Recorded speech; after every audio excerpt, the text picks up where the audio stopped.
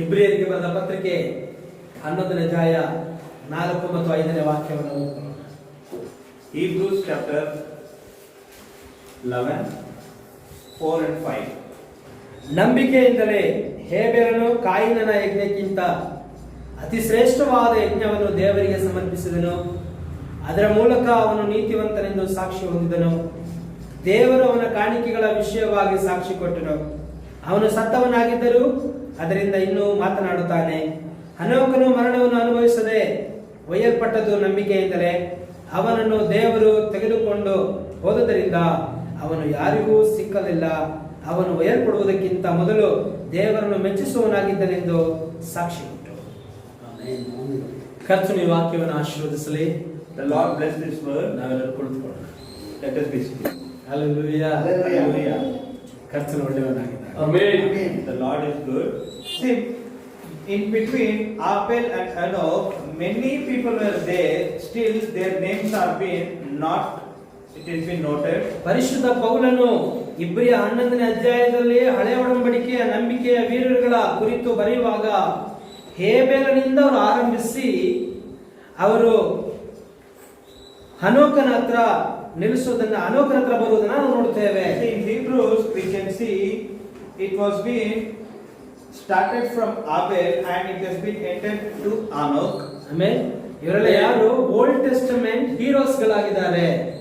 Who are these? These are the Old Testament heroes. ಆಮೇಲೆ ಅಲ್ಲಿ ಆದ್ರೆ ಹನೋಕ್ ಹೇಬೆಲಿಂದ ಆರಂಭ ಮಾಡಿದರೆ ಹನೋಕನಲ್ಲಿ ಮುಗಿಸಿದ್ದಾರೆ. ಮಧ್ಯದಲ್ಲಿ ಯಾರ ಹೆಸರನ್ನು ಕೂಡ ಅಲ್ಲಿ ತೆಗೆದುಕೊಳ್ಳಲಿಲ್ಲ. See, the scripture is been stating that it has been started from Abel and it has been ended to Enoch, but no one's name is been mentioned over here. ಈ ದಿನದಲ್ಲಿ ನಾವು ತೆಗೆದುಕೊಂಡಂತ ಈ ವಾಕ್ಯದ ತಲೆ ಬರಹ ಏನು ಅಂತ ಹೇಳಿದ್ರೆ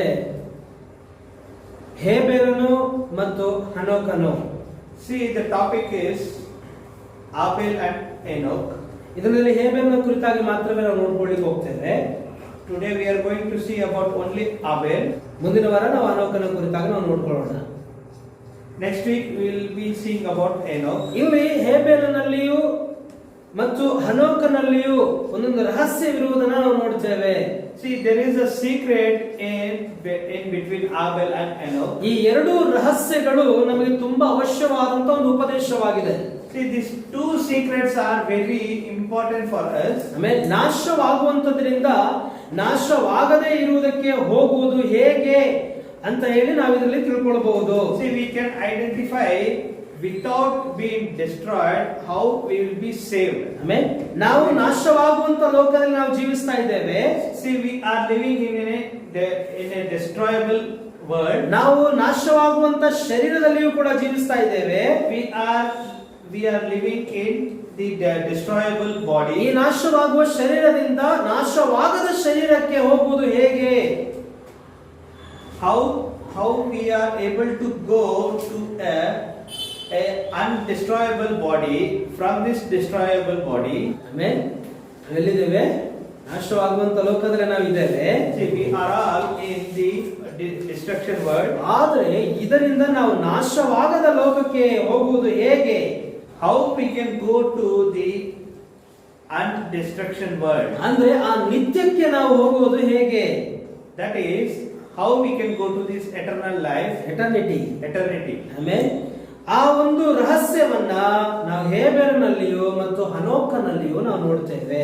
The secret can be seen in between Abel and Enoch. ಹನೋಕನ ಕುರಿತಾಗಿ ನೋಡೋದಾದ್ರೆ ಹನೋಕನು ದೇವರೊಂದಿಗೆ ಸಂಚರಿಸಿದನು ಎಂಬುದಾಗಿ ನೋಡ್ತೇವೆ. See, when we see about Enoch, he been in the presence of the Lord. ಅವನು ಹಾಗೆ ದೇವರೊಂದಿಗೆ ಸಂಚರಿಸುತ್ತಾ ಒಂದು ದಿನ ಅವನು ಕಾಣದೇ ಹೋದನು. In his lifetime, he was been walked with the God, and one day he has been translated. ಇದನ್ನು ನಾವು ಆದಿಕಾಂಡದಲ್ಲಿ 5ನೇ ಅಧ್ಯಾಯ 24ನೇ ವಾಕ್ಯದಲ್ಲಿ ನಾವು ನೋಡ್ತೇವೆ. That we can see in Genesis chapter 5:24. ದೇವರೊಂದಿಗೆ ನಡೆಯುತ್ತಿದ್ದ ಹನೋಕನು ಕಾಣದೆ ಹೋದನು, ಯಾಕಂದ್ರೆ ದೇವರು ಅವನನ್ನು ತೆಗೆದುಕೊಂಡನು. ಇಲ್ಲಿ ವಾಕ್ಯ ನೋಡ್ತೇವೆ, ಹನೋಕನು ಏನ್ ಮಾಡ್ದ? ದೇವರೊಂದಿಗೆ ನಡೆಯುತ್ತಾ ಇದ್ದ. ಆದ್ರೆ ಒಂದು ದಿನ ಅವನು ಕಾಣದೇ ಹೋದ. Here the word says, Enoch walked with God and he was not, God took him. ಹಾಗೆ ಇಬ್ರಿ 11:5 ಕೂಡ ನಾವು ಅದೇ ರೀತಿಯಾಗಿ ನಾವು ಓದಿದ್ದೇವೆ. The same thing we can see in Hebrews chapter 11. ಇದರಿಂದ ನಾವು ಏನ್ ತಿಳ್ಕೊಳ್ಬಹುದು? In this what we can see, ನಾಶವಾಗದೇ ಇರುವಂತದ್ದಕ್ಕೆ ಹೇಗೆ ಹೋಗುವುದು ಅನ್ನುವಂಥದ್ದನ್ನ, ಅಂದ್ರೆ ನಿತ್ಯಕ್ಕೆ ಹೇಗೆ ಹೋಗುವುದು ಅನ್ನೋದನ್ನ ನಾವು ತಿಳ್ಕೊಳ್ಬಹುದು. with this we can see that how we can be saved and how we can go to eternity. ಆಮೇಲೆ ನಿತ್ಯಕ್ಕೆ ಹೋಗುವುದಕ್ಕೆ ಬೇಕಾದ ಬೀಗದ ಕೈ ಇಲ್ಲಿ ಬರೆಯಲ್ಪಟ್ಟಿದೆ. So, the key which is been the only key, it is been here to go to eternity. ನಾಶವಾಗದೇ ಇರುವಂತದಕ್ಕೆ ಹೋಗಬೇಕಾದ ಸ್ಥಳದ ಬಾಗಿಲ key ಇಲ್ಲಿ ನಮಗೆ ಬರೆಯಲ್ಪಟ್ಟಿದೆ. The going to the undestruction place, there is that place key is being kept over here. ಆದಾಮನು ಪಾಪ ಮಾಡಿದ ನಂತರ, ಆದಾಮನು ಬಿದ್ದು ಹೋದ ನಂತರವಾಗಿ ಆ ಒಂದು ಬಾಗಿಲು ಮುಚ್ಚಲ್ಪಟ್ಟಿತು. After Adam was being did sin and the door was being locked. Eden ತೋಟದಲ್ಲಿ ಮನುಷ್ಯನು ಪಾಪದಲ್ಲಿ ಬಿದ್ದ ನಂತರ ನಿತ್ಯಕ್ಕೆ ಹೋಗುವುದಕ್ಕೆ ಆಗದೆ ಹೋಯಿತು. In the Eden garden, when human did this sin, they were not able to go to eternity. ಆ ಬಾಗಿಲೇನಾಯ್ತು? ಮುಚ್ಚಲ್ಪಟ್ಟಿದೆ. The door was being locked. ಆದ್ರೆ ನಾವು ಹೇಗೆ ಆ ಬಾಗಿಲನ್ನು ತೆರೆದು ನಿತ್ಯದೊಳಗೆ ಪ್ರವೇಶಿಸುವುದು? How we can open the door? ಎಂದು ನಾವು ಹೇಬೆರನಲ್ಲಿಯೋ ಹನೋಕನಲ್ಲಿಯೋ ನಾವು ತಿಳ್ಕೊಳ್ತಾ ಇದ್ದೇವೆ. How we can open the door that can be known by these two people, Abel and Enoch. ಹೇಬೆರನು ಮೊದಲನೆಯವನಾಗಿದ್ದಾನೆ, ಹನೋಕನು ಏಳನೆಯವನಾಗಿದ್ದಾನೆ. Abel was the first one and Enoch was the seventh person. ಒಂದು ಮೊದಲನೇ ಪ್ರಕಟಣೆ, ಇನ್ನೊಂದು ಏಳನೇ ಕೊನೆಯ ಪ್ರಕಟಣೆ. So first thing, the first revelation, and secondly the seventh revelation. ಅದೇ ರೀತಿ ಈಗಲೂ ಮೊದಲನೇ ಮತ್ತು ಕೊನೆಯ ಪ್ರಕಟಣೆಯನ್ನ ಈ ಅಂತ್ಯ ದಿನದಲ್ಲಿ ದೇವರು ನಮಗೂ ಕೂಡ ಕೊಟ್ಟಿದ್ದಾನೆ. The same way today also, the same way in this last days, the first revelation and the end time revelation is being given to us. ಆದಿಕಾಂಡ 4ನೇ ವಾಕ್ಯವನ್ನು ನಾವು ಓದ್ಕೊಳ್ಳೋಣ. Genesis chapter 4:4. ಮತ್ತು ಹೇಬೆರನು ಸಹ ತನ್ನ ಮಂದೆಯಿಂದ ಕೊಬ್ಬಿದ ಚೊಚ್ಚಲಾದವುಗಳನ್ನು ತಂದನು. ಆಗ ಕರ್ತನು ಹೇಬೆರನನ್ನು ಅವನ ಕಾಣಿಕೆಯನ್ನು ಗೌರವಿಸಿದನು. ಇಲ್ಲಿ ಹೇಬೆರನನ್ನ ಕುರಿತು ನೋಡುವಾಗ ಕರ್ತನು ಹೇಬೆರನನ್ನು ಅವನ ಕಾಣಿಕೆಯನ್ನು ಗೌರವಿಸಿದನು ಎಂಬುದಾಗಿ ನಾವು ನೋಡ್ತೇವೆ. If we see about Abel over here we can see his sacrifice was being respected and he was being and his offering was being accepted. Okay, ತಮಿಳಲ್ಲಿ ಇನ್ನೊಂದ್ಸರಿ ಓದಿ ಅದನ್ನ 4:4. ஆபேலும் தன் மந்தையின் தலையீட்டுகளிலும் அவைகளில் கொடுமையானவைகளிலும் சிலவற்றை கொண்டு வந்தான். ஆபேலையும் அவன் காணிக்கையையும் கர்த்தர் அங்கீகரித்தார். ஆபேலையும் ಅವನ ಕಾಣಿಕೆಯು ಕರ್ತರ್ ಅಂಗೀಕರಿತ್ತಾರ್. ಅಂದ್ರೆ ಅವನನ್ನ ಸ್ವೀಕಾರ ಮಾಡಿದ್ರು, ಅವನನ್ನ ಅಂಗೀಕರಿಸಿದ್ರು ಎಂಬುದಾಗಿ ನಾವು ನೋಡ್ತೇವೆ. Amen. What is here? It is been noted here that he was being accepted by the Lord. ಇಲ್ಲಿ ಇಬ್ಬರು ವ್ಯಕ್ತಿಗಳು ದೇವರಿಗೆ ಆರಾಧನೆ ಮಾಡುವುದನ್ನು ನಾವು ನೋಡುತ್ತೇವೆ. See here the two people are being praising the Lord over here. ಈಗ ಇವರು ಎಲ್ಲಿ ಆರಾಧನೆ ಮಾಡ್ತಾ ಇದ್ದಾರೆ ಅನ್ನೋದು ಕೂಡ ತುಂಬಾ ಪ್ರಾಮುಖ್ಯವಾದಂತ ವಿಷಯವಾಗಿದೆ. Here we need to notice that in which place they have been praising. ಈಗ ಏದೆನ್ ತೋಟದಿಂದ ಆದಾಮ ಅವರು ಇಬ್ಬರು ಕೂಡ ಅವರು ಪಾಪ ಮಾಡಿದ ನಂತರ ದೇವರು ಅವರನ್ನ ಓಡಿಸಿ ಬಿಡ್ತಾರೆ. See, after Adam and Eve did the sin and they were being sent out of the Eden garden. ಆ ಏದೆನ್ ಬಾಗಿಲಿಗೆ ಕೆರೂಬಿಗಳನ್ನು ಮತ್ತು ಸುತ್ತುವಂತ ಕತ್ತಿಯನ್ನು ಅಲ್ಲಿ ಕಾಯುವುದಕ್ಕೆ ಇಟ್ಟರು ಎಂಬುದಾಗಿ ನಾವು ನೋಡ್ತೇವೆ. See, we can see in that Eden place cherubims and the flaming sword were being turned every way. ಆಮೇಲೆ ಈಗ ಅಲ್ಲಿ ಅವರು ಒಳಗಡೆ ಹೋಗ್ಲಿಕ್ಕೆ ಆಗೋದಿಲ್ಲ. So they are not able to enter the Eden garden right now. ಆದ್ರೆ ಅದು ಎಲ್ಲಿ ಇಟ್ರು ಅಂತ ಹೇಳಿ ವಾಕ್ಯ ನೋಡ್ತೇವೆ ಅಂದ್ರೆ ಪೂರ್ವದಲ್ಲಿ ಅದನ್ನ ಇಟ್ರು ಎಂಬುದಾಗಿ ನಾವು ನೋಡ್ತೇವೆ. 3:24 ಆದಿಕಾಂಡ 3:24 ಓದ್ಕೊಳ್ಳಿ. அவர் மனுஷனை துரத்தி விட்டு ஜீவ விருட்சத்துக்கு போகும் வழியை காவல் செய்ய ஏதேன் தோட்டத்துக்கு கிழக்கே கேருபீன்களையும் வீசிக்கொண்டிருக்கிற சுடர்களை பட்டயத்தையும் வைத்தார். ಈಗ ಆ ಏದೇನಿನ ಪೂರ್ವದ ದಿಕ್ಕಿನ ಬಾಗಿಲ ಕಡೆಯಲ್ಲಿ ಅವರು ನಿಂತು ಏನ್ ಮಾಡ್ತಾ ಇದ್ದಾರೆ? ಬಲಿಯನ್ನು ಅವರು ಅರ್ಪಿಸ್ತಾ ಇದ್ದಾರೆ. They are being in the east side of that Eden garden and they are being sacrificing the offerings. ಯಾಕಂದ್ರೆ ಅವರು ಅಲ್ಲಿಂದನೇ ದೇವರು ಏನ್ ಮಾಡಿದ್ರು? ಅವರನ್ನ ಓಡಿಸಿದ್ದಾರೆ. Because they were being sent out from that same place. ತಿರುಗಿ ಅವರು ಒಳಗಡೆ ಬರಬಾರದು ಎಂಬುದಾಗಿ ಹೇಳಿ ಅವರಿಗೆ ಅಲ್ಲಿ ಕಾವಲು ಕೂಡ ಇಡಲ್ಪಟ್ಟಿದೆ. Again they should not enter that Eden garden, so there was been security has been placed over ಹಾಗಾದ್ರೆ there. ಈಗ ಅವರು ಒಳಗಡೆ ಹೋಗ್ಬೇಕಂದ್ರೆ ಹೇಗೆ ಹೋಗ್ಬೇಕು? ಪೂರ್ವದ ಬಾಗಿಲಿಂದನೇ ಒಳಗಡೆ ಹೋಗ್ಬೇಕು. So when they have to enter, they have to enter in east door. ಆದ್ರಿಂದ ಅವ್ರು ಏನ್ ಮಾಡ್ತಾರೆ? ಪೂರ್ವದ ಕಡೆಯಲ್ಲಿ ಹೋಗಿ ಏನ್ ಮಾಡ್ತಾ ಇದ್ದಾರೆ? ಅವರು ಆ ಬಂದಂತಹ ಸ್ಥಳದಲ್ಲಿ ಅವರು ಆ ಬಲಿಪೀಠಗಳನ್ನ ಕಟ್ಟಿ ಅವರು ದೇವರನ್ನ ಆರಾಧನೆ ಮಾಡ್ತಾ ಇದ್ರು. So that's the reason they are being constructed the altar in the eastwards and they were being sacrificing and praising the ಅಲ್ಲಿ Lord. ದೇವರ ಪ್ರಸನ್ನತೆಯು ಇತ್ತು. In that place the presence of the Lord was there. ಆಮೇಲೆ ಅಲ್ಲಿ ಅವರು ದೇವರಿಗೆ ಬಲಿಪೀಠವನ್ನ ಕಟ್ಟಿದರು. There the altar has been constructed. ಹಾಗೆ ಕಟ್ಟಿ ದೇವರನ್ನ ಅವರು ಆರಾಧನೆ ಮಾಡಲಿಕ್ಕೆ ಆರಂಭ ಮಾಡಿದರು. By building this altar they started their prayer. ಇಲ್ಲಿ ಪೌಲನು ಏನ್ ಹೇಳ್ತಾನಂತ ಹೇಳಿದ್ರೆ, ಕಾಯಿನನ ಬಲಿಗಿಂತ ಹೇಬೆಲನು ಅರ್ಪಿಸಿದಂತ ಬಲಿಯು ಅದು ಶ್ರೇಷ್ಠವಾದ ಬಲಿಯಾಗಿತ್ತು ಎಂಬುದಾಗಿ ನಾವು ನೋಡ್ತೇವೆ. Here Paul says that the offering of the Abel is more excellent than the sacrifice of the Cain. ಆದ್ದರಿಂದ ಕರ್ತನು ಅವನ ಆರಾಧನೆಯನ್ನ ಅಂಗೀಕರಿಸಿದನು. By this the God testifying his gifts. ಆದ್ದರಿಂದ ಅವನೇನಾದ? ನೀತಿವಂತನಾದ. That's the reason he has become a righteous man. ಈಗ ಅವನು ಸತ್ತರೂ ಕೂಡ ಅವನೇನ್ ಮಾಡ್ತಾ ಇದ್ದಾನೆ? ಮಾತನಾಡ್ತಾ ಇದ್ದಾನೆ. See, now he has been dead, still he has been spoken about him. ಎಂಬುದಾಗಿ ಹೇಳಿ ಪರಿಶುದ್ಧ ಪೌಲನು ಹೇಳುವುದನ್ನು ನಾವು ನೋಡ್ತೇವೆ. This has been told by Paul.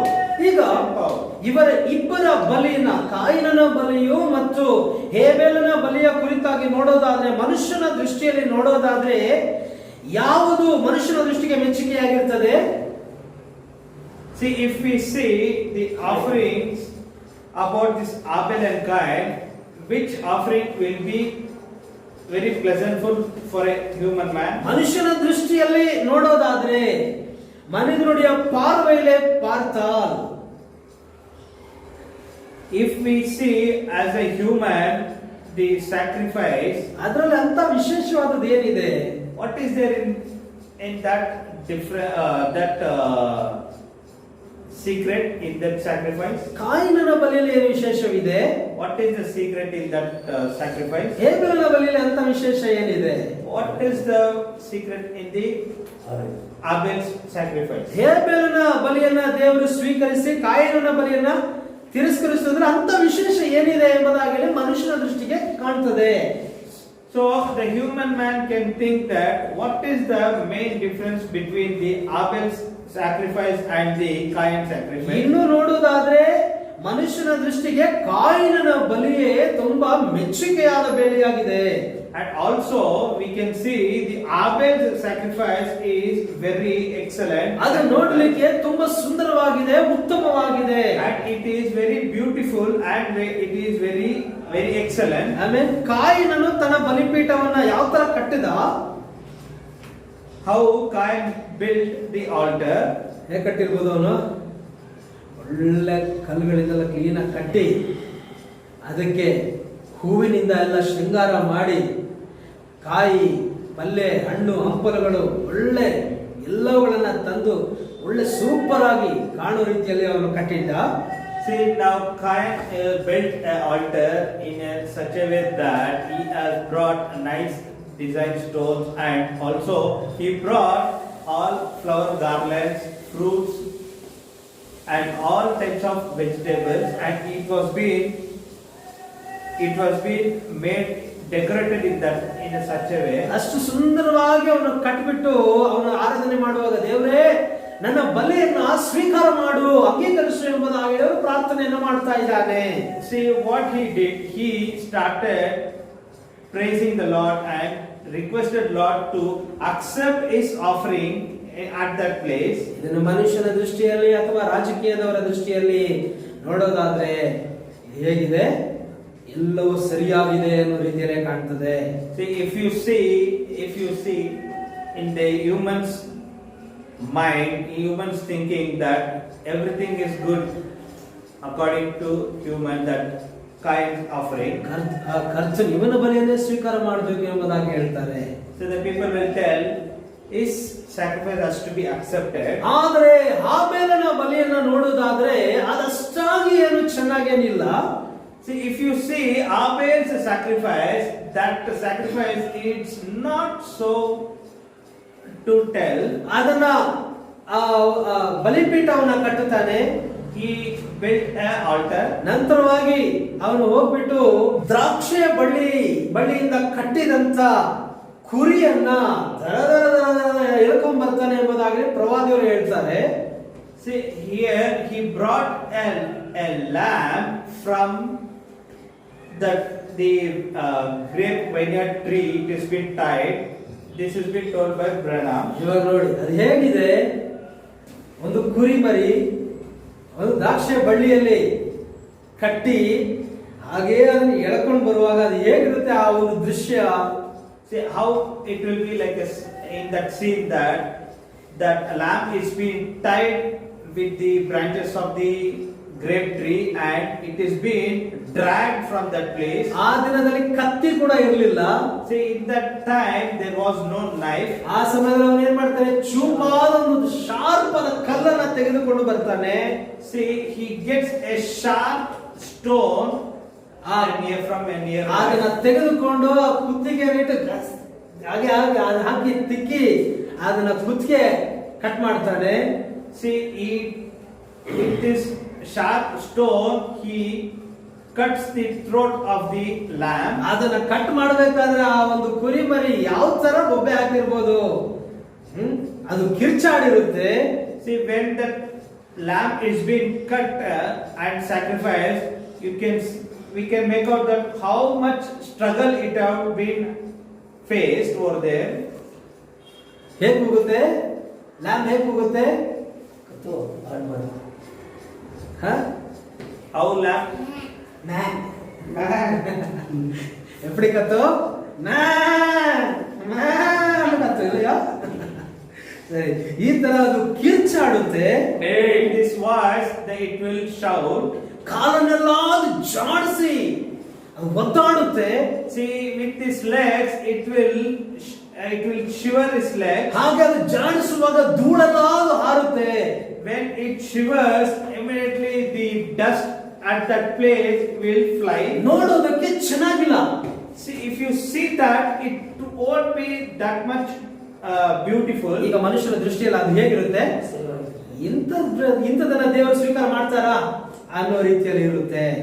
Say, in the human's mind, is that this sacrifice will be accepted by the Lord? ಈಗ ರಾಜಕೀಯದವ್ರನ್ನ ನೀವು ನೋಡೋದಾದ್ರೆ ನಮ್ಮೊಳಗೆ ರಾಜಕೀಯದವ್ರನ್ನ ಎಂಟ್ರಿ ಮಾಡೋದಿಲ್ಲ, ಆದ್ರೂ ಕೂಡ ಅವರು ಹೆಚ್ಚಾಗಿ ಯಾರ ಹತ್ರ ಹೋಗ್ತಾರೆ, ಮತ ಸಂಬಂಧವಾದಂತ ಈ ರೋಮನ್ ಕ್ಯಾಥಲಿಕ್ ದೊಡ್ಡ ದೊಡ್ಡ ಚರ್ಚ್ಗಳು ಅಲ್ಲಿಂದ ಅವರು ಹೋಗೋದಕ್ಕೆ ಇಷ್ಟಪಡ್ತಾರೆ.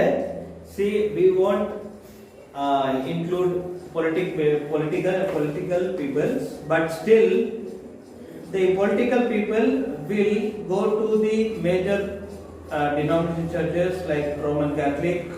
ಯಾಕೆ ಅಲ್ಲಿಗೆ ಹೋಗ್ಲಿಕ್ಕೆ ಅವರು ಇಷ್ಟಪಡ್ತಾರೆ ಅಂದ್ರೆ ಅವರ ಚರ್ಚ್ ಏನಾಗಿದೆ, ದೊಡ್ಡದಾಗಿದೆ.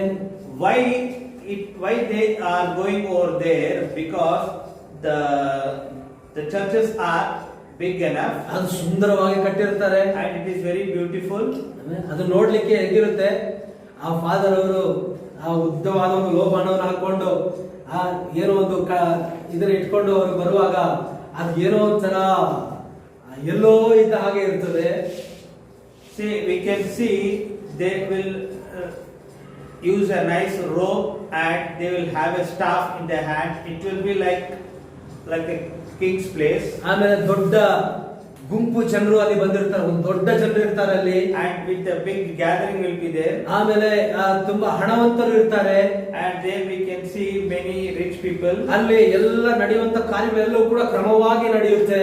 and the things which are being followed, everything will be in a right manner. ಅವರು ಒಂದು ಗುಂಪು, ಒಂದು ಹಾಡುವುದಕ್ಕೊಂದು ಗುಂಪು ಇರ್ತಾರೆ, ಒಂದು ಧೂಪವನ್ನು ಎತ್ಕೊಂಡ್ ಬರೋದಕ್ಕೊಂದು ಗುಂಪು ಒಬ್ರು ಇರ್ತಾರೆ. See, we can see in all disciplines that there will be a choir team and there is the people will get the fragrance. ಎಲ್ಲವೂ ಕೂಡ ಚೆನ್ನಾಗಿರುತ್ತೆ, everything is beautiful. ಆದರೆ ಅದು ಏನಾಗಿದೆ? ಕಾಯಿನನ ಆರಾಧನೆಯಾಗಿದೆ. What is that? It is the Cain's sacrifice. ಆದ್ರೆ ಮನುಷ್ಯನ ದೃಷ್ಟಿಯಲ್ಲಿ ಅದು ತುಂಬಾ ಚೆನ್ನಾಗಿರುತ್ತೆ. See, in the man's eyes, it is very beautiful. ಆದ್ರೆ ನಮ್ಮ ಆರಾಧನೆಯಲ್ಲಿ ಯಾರಾದ್ರೂ ಬರ್ತಾರಾ? See, anyone come to our worship? ಬರೋರು ಕೂಡ ಓಡೋಗ್ತಾರೆ. See, whoever comes over here, they will also run from here. ಯಾಕೆ ಓಡೋಗ್ತಾರೆ? Why? ಅವರಿಗೆ ಅಸಹ್ಯವಾಗಿದೆ, ಅವರಿಗೆ ಅದು ಕಠಿಣವಾಗಿದೆ. It is very difficult for them. ಆದರೆ ದೇವರು ಯಾವುದನ್ನ ಮೆಚ್ಚಿದ್ರು? ಆಬೇಲನ ಕಾಣಿಕೆಯನ್ನ ಮೆಚ್ಚಿದ್ರು. Hallelujah. The Lord accepted the offering of Abel. Amen. ದೇವರಿಗೆ ಸ್ತೋತ್ರವಾಗಲಿ. ಇಲ್ಲಿ ಒಂದು ಆಡಂಬರದ ಆರಾಧನೆ ಇಲ್ಲ ಇಲ್ಲಿ. See, here there is no a grand celebration worship. ಇಲ್ಲಿ ಅಷ್ಟಾಗಿ ದೊಡ್ಡ ದೊಡ್ಡ ರಿಚ್ ಪಾರ್ಟಿಗಳು ಕೂಡ ಇಲ್ಲಿಲ್ಲ. See, here no rich people are over here. ಯಾವುದೊಂದು ಸ್ಕೂಲಲ್ಲಿ ನಾವು ಆರಾಧನೆ ಮಾಡ್ತಾ ಇದ್ದೇವೆ. See, we do worship in a small school. ಆದ್ರೆ ಇಲ್ಲಿ ಏನಿದೆ ಅಂದ್ರೆ ಇಲ್ಲಿ ಪ್ರಕಟಣೆ ಇದೆ. What is there? Here there is a revelation over here. ಅಲ್ಲಿ ದೇವರ ಸ್ತೋತ್ರ, ಕಾಯಿನನು ಬಲಿ ಕೊಡುವಾಗ ಅಲ್ಲಿ ಪ್ರಕಟಣೆ ಇರಲಿಲ್ಲ. See, when Cain gave the offerings, there was no revelation. ಕಾಯಿನನು ತಂದಂತ ಕಾಣಿಕೆಯಲ್ಲಿ ಯಾವುದೂ ಪ್ರಕಟಣೆಯೂ ಕೂಡ ಇಲ್ಲ. In the sacrifice of Cain, there was no revelation over there. ಆದ್ರೆ ಹೇಬೆಲನು ತಂದಂತ ಕಾಣಿಕೆಯಲ್ಲಿ, ಆ ಬಲಿಯಲ್ಲಿ ಏನಿದೆ? ಪ್ರಕಟಣೆಯೂ ಇದೆ. See, but the Abel's sacrifice, there was a revelation in that sacrifice. ಇದು ಸಾಧಾರಣವಾದ ಜನರಿಂದ ತುಂಬಿದಂತ ಸರಳತೆಯಲ್ಲಿ ಕೂಡಿದಂತ ಆರಾಧನೆಯಾಗಿದೆ. It's a simple persons worship over here. ಹೆಚ್ಚಾದ ಜನರಿಗೆ ಕಟ್ಟಡಗಳು ಬೇಕು, ಜನರು ತುಂಬಾ ಇರಬೇಕು, ರಿಚ್ ಆಗಿರಬೇಕು. See, many people need a good building and good nice people and more gatherings. ಹಾಗಾದ್ರೆ ದೇವರಿಗೆ ಸ್ತೋತ್ರವಾಗಲಿ. ಕಾಯಿನನ ರೀತಿಯಲ್ಲಿರುವ ಅವರೊಂದಿಗೆ ಐಕ್ಯವಾಗಿರಲು ಅವರು ಯೋಚಿಸ್ತಾರೆ. ಯಾರೋ ಆ ರೀತಿಯಾದ ಜನರು. See, these kind of people will be accepting these kind of people like Cain, how they have been worshipping over there. ಆದ್ರೆ ಕರ್ತನು ಆ ಕಾಯಿನನ ಆರಾಧನೆಯನ್ನು ಆತನು ತಿರಸ್ಕರಿಸ್ತಾನೆ. Say here, the Lord rejects the Cain's offering. ಅದೊಂದು ವ್ಯರ್ಥವಾದಂತ ಆರಾಧನೆಯಾಗಿದೆ. It's a vainful offering. ಈಗ ಗಮನಿಸೋದಾದ್ರೆ RC ಅವರು ಕೂಡ ಆರಾಧನೆಯನ್ನು ಮಾಡ್ತಾ ಇದ್ದಾರೆ. See here, the RC people also do. Protestant ಅವರು ಮಾಡ್ತಾರೆ. The Protestants also do worship. CSI ನವರು ಆರಾಧನೆಯನ್ನು ಮಾಡ್ತಾರೆ. CSI people also do worship. ಇನ್ನು AG, IPC ಈ ರೀತಿಯಾಗಿ ತುಂಬಾ ಜನರು ಆರಾಧನೆ ಮಾಡ್ತಾರೆ. See, many people like AG, IPC, many are being worshipping the Lord. ಆದ್ರೆ ಅವರು ಆರಾಧನೆ ಮಾಡುವುದನ್ನ ನೋಡೋದಾದ್ರೆ ನಿಜವಾಗಿಯೂ ಅಷ್ಟು ಚೆನ್ನಾಗಿ ಆರಾಧನೆ ಮಾಡ್ತಾರೆ. See, if we see their worship are very good. ಇದರಲ್ಲಿ ಅನೇಕ ಸಭೆಗಳು ಇದೆ. In this many denominations are there. ಎಲ್ಲರೂ ಆರಾಧನೆ ಮಾಡ್ತಾ ಇದ್ರು ಕೂಡ, so though they do many worship, ಯೇಸು ಕ್ರಿಸ್ತನನ್ನು ನೋಡುವಾಗ ಇವರು ವ್ಯರ್ಥವಾದಂತ ಆರಾಧನೆಯನ್ನು ಮಾಡ್ತಾ ಇದ್ದಾರೆ. When Lord Jesus Christ sees them, the sacrifice, the worship they are doing, it's vain. ಮತ್ತಾಯನ ಸುವಾರ್ತೆ 15ನೇ ಅಧ್ಯಾಯ 9ನೇ ವಾಕ್ಯದಲ್ಲಿ ನೋಡೋದಾದ್ರೆ, Matthew chapter 15 verses 9. ಮತ್ತು ಅವರು ಮನುಷ್ಯರ ಆಜ್ಞೆಗಳನ್ನು ಬೋಧಿಸಿ ಕಲಿಸುವುದರಿಂದ ನನ್ನನ್ನು ಆರಾಧಿಸುವುದು ವ್ಯರ್ಥ ಎಂಬುದೇ. ಅವರು ಮನುಷ್ಯರ ಆಜ್ಞೆಗಳನ್ನು ಬೋಧಿಸಿ ಕಲಿಸುವುದರಿಂದ ನನ್ನನ್ನು ಆರಾಧಿಸುವುದು ವ್ಯರ್ಥ. But in vain they do worship me, teaching for the doctrines and the commandments of men. UAG ಆಗಿರಬಹುದು, IPC ಆಗಿರಬಹುದು, UPC ಆಗಿರಬಹುದು, ಸಿಲೋನ್ ಪೆಂಟಿಕೋಸ್ಟ್ ಆಗಿರಬಹುದು, ಯಾವುದೇ ಆಗಿರಬಹುದು, ಇವರೆಲ್ಲರೂ ಕೂಡ ಮನುಷ್ಯನ ಆಜ್ಞೆಗಳನ್ನ ಬೋಧಿಸ್ತಾ ಇದ್ದಾರೆ ಹೊರತು ದೇವರ ವಾಕ್ಯಗಳನ್ನು ಅಲ್ಲ. Let it be any of the denomination in this world, they are being into the teachings of the doctrines and the commandments of men, not of the word. ಇದು ಮನುಷ್ಯನ ಆರಾಧನೆಯಾಗಿದೆ. This is the man's worship. ಆದ್ರೆ ಇಲ್ಲಿ ನಾವು ಪ್ರಕಟಣೆಯೊಂದಿಗೆ ದೇವರನ್ನ ಆರಾಧನೆ ಮಾಡ್ತಾ ಇದ್ದೇವೆ. See, here we worship with the revolution. ಕರ್ತನು ಇದರ ಮೇಲೆ ಪ್ರೀತಿಯುಳ್ಳವನಾಗಿದ್ದಾನೆ. The Lord is kept his love upon this worship. ಹಾಗೆಂದು ನಮ್ಮ ಸಭೆಯ ಕುರಿತಾಗಿ ನಮಗೆ ಒಂದು ನಿಶ್ಚಯವಿರಬೇಕು. In that way we should have this confidence in our people. Amen. ನಮಗೇನಿರಬೇಕು? ನಿಶ್ಚಯ ಇರಬೇಕು. We should have that confidence. ಇದೆಯಾ? Whether do we have that confidence? ನಿಶ್ಚಯ ಇದೆಯಾ? ನಿಜವಾಗಿ ದೇವರು ನಮ್ಮ ಆರಾಧನೆ ಆತನು ಮೆಚ್ಚುತ್ತಾ ಇದ್ದಾನೆ. ನಿಶ್ಚಯ ಇದೆಯಾ? Do we have confidence that whether our worship is being accepted? ಇಲ್ಲಾದ್ರೆ ಯಾವುದೋ ಒಂದು ಡ್ರಮ್ ಇಟ್ಕೊಂಡು ಮ್ಯೂಸಿಕ್ ಹಾಕೊಂಡು ಅದನ್ನು ಮಾತ್ರವೇ ದೇವರು ಮೆಚ್ಚುತ್ತಾನ? Whether there is an instrument or drum, whether the worship that is being done over there, is that being accepted by the Lord? ಅದೆಲ್ಲ ಬೇಕು. That and all is essential. ಆದರೂ ಕೂಡ ಅದು ಇದ್ರೂ ಇಲ್ಲ ಅಂದ್ರು ನಾವು ಮಾಡುವಂತ ಆರಾಧನೆ ಅದು ಕರ್ತನಿಗೆ ಮೆಚ್ಚುಗೆಯಾಗಿರುತ್ತೆ. ಯಾಕಂತ ಹೇಳಿದ್ರೆ ನಾವು ಪ್ರಕಟಣೆಯೊಂದಿಗೆ ನಾವು Hallelujah. Though it is there or not, still the worship which we do, it will be accepted by the Lord, because here the revelation is there. ಇಲ್ಲಿ ಎರಡು ರೀತಿಯ ಆರಾಧನೆ ಮಾಡುವವರನ್ನು ನಾವು ನೋಡ್ತಾ ಇದ್ದೇವೆ. Here we can see the two types of people worshiping the Lord. ಆದಿಕಾಂಡದಲ್ಲಿ ನಾವು ನೋಡುವಾಗ ಕಾಯಿನ ಹೇಬೆಲ ಇಬ್ಬರು ಕೂಡ ಅವರು ಒಬ್ಬನೇ ದೇವರನ್ನ ಆರಾಧನೆ ಮಾಡ್ತಾ ಇದ್ರು. Here Abel and Cain both were worshiping the one Lord. ಆದ್ರೆ ಅವರ ಆ ಒಂದು ಕೊಡುವಂತ ಬಲಿಯಲ್ಲಿ ಅವರ ಆರಾಧನೆಯಲ್ಲಿ ವ್ಯತ್ಯಾಸವಿದೆ. But the offering, the sacrifice which they are being given by the two people are different. ಏನು ವ್ಯತ್ಯಾಸ? What is the difference? ಹೇಬೆಲನು ದೇವರು ನೇಮಿಸಿದಂತ ಮಾರ್ಗದಲ್ಲಿ ಅವನು ಬರ್ತಾ ಇದ್ದಾನೆ. Here the Abel goes in Lord's way. ಹೇಗೆ ಬರ್ತಾ ಇದ್ದಾನೆ ಹೇಬೆಲ? ದೇವರು ನೇಮಿಸಿದಂತ ಮಾರ್ಗದಲ್ಲಿ ಬರ್ತಾ ಇದ್ದಾನೆ. How he has been going? Abel, he is going in a way that where the Lord has been predestinated way. ಆದ್ರೆ ಕಾಯಿನನು ತನ್ನ ಮನಸ್ಸಿನಲ್ಲಿ ತೀರ್ಮಾನ ಮಾಡಿಕೊಂಡು ಬರ್ತಾ ಇದ್ದಾನೆ.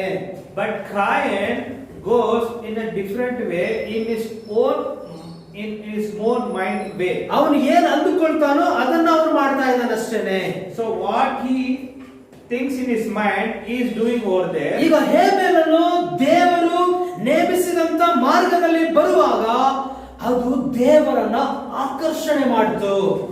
When Abel is being given walk in the Lord's way and how he has been given a sacrifice, that has been very acceptable. It was been pleasant to the Lord. ಇಬ್ಬರು ಆರಾಧನೆ ಮಾಡ್ತಾ ಇದ್ದಾರೆ. See, the two people are being worshiping. ಆದ್ರೆ ಇಲ್ಲಿ ನಾವು ಗಮನಿಸುವುದಾದರೆ ಒಬ್ಬ ಪಾಪಿಯಾದ ಮನುಷ್ಯನನ್ನ ದೇವರು ಎಲ್ಲಿ ಸಂಧಿಸ್ತಾರೆ? You need to notice that a sin person, where the Lord will meet the sin person. ಎಲ್ಲಿ ಸಂಧಿಸ್ತಾರೆ?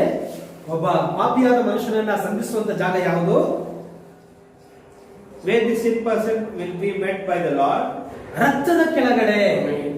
ಎಲ್ಲಿ? where it is under the blood. ಈಗ ಅಲ್ಲಿ ಕುರಿಯ ರಕ್ತದ ಕೆಳಗಡೆ ದೇವರು ಅವನನ್ನ ಸಂಧಿಸ್ತಾ ಇದ್ದಾನೆ. There the Lord meets him under the blood of lamb. ಆದ್ರಿಂದ ಒಬ್ಬ ಪಾಪಿಯನ್ನ ದೇವರು ಸಂಧಿಸುವಂತ ಸ್ಥಳ ಅದು ರಕ್ತದ ಕೆಳಗೆ ಆಗಿದೆ.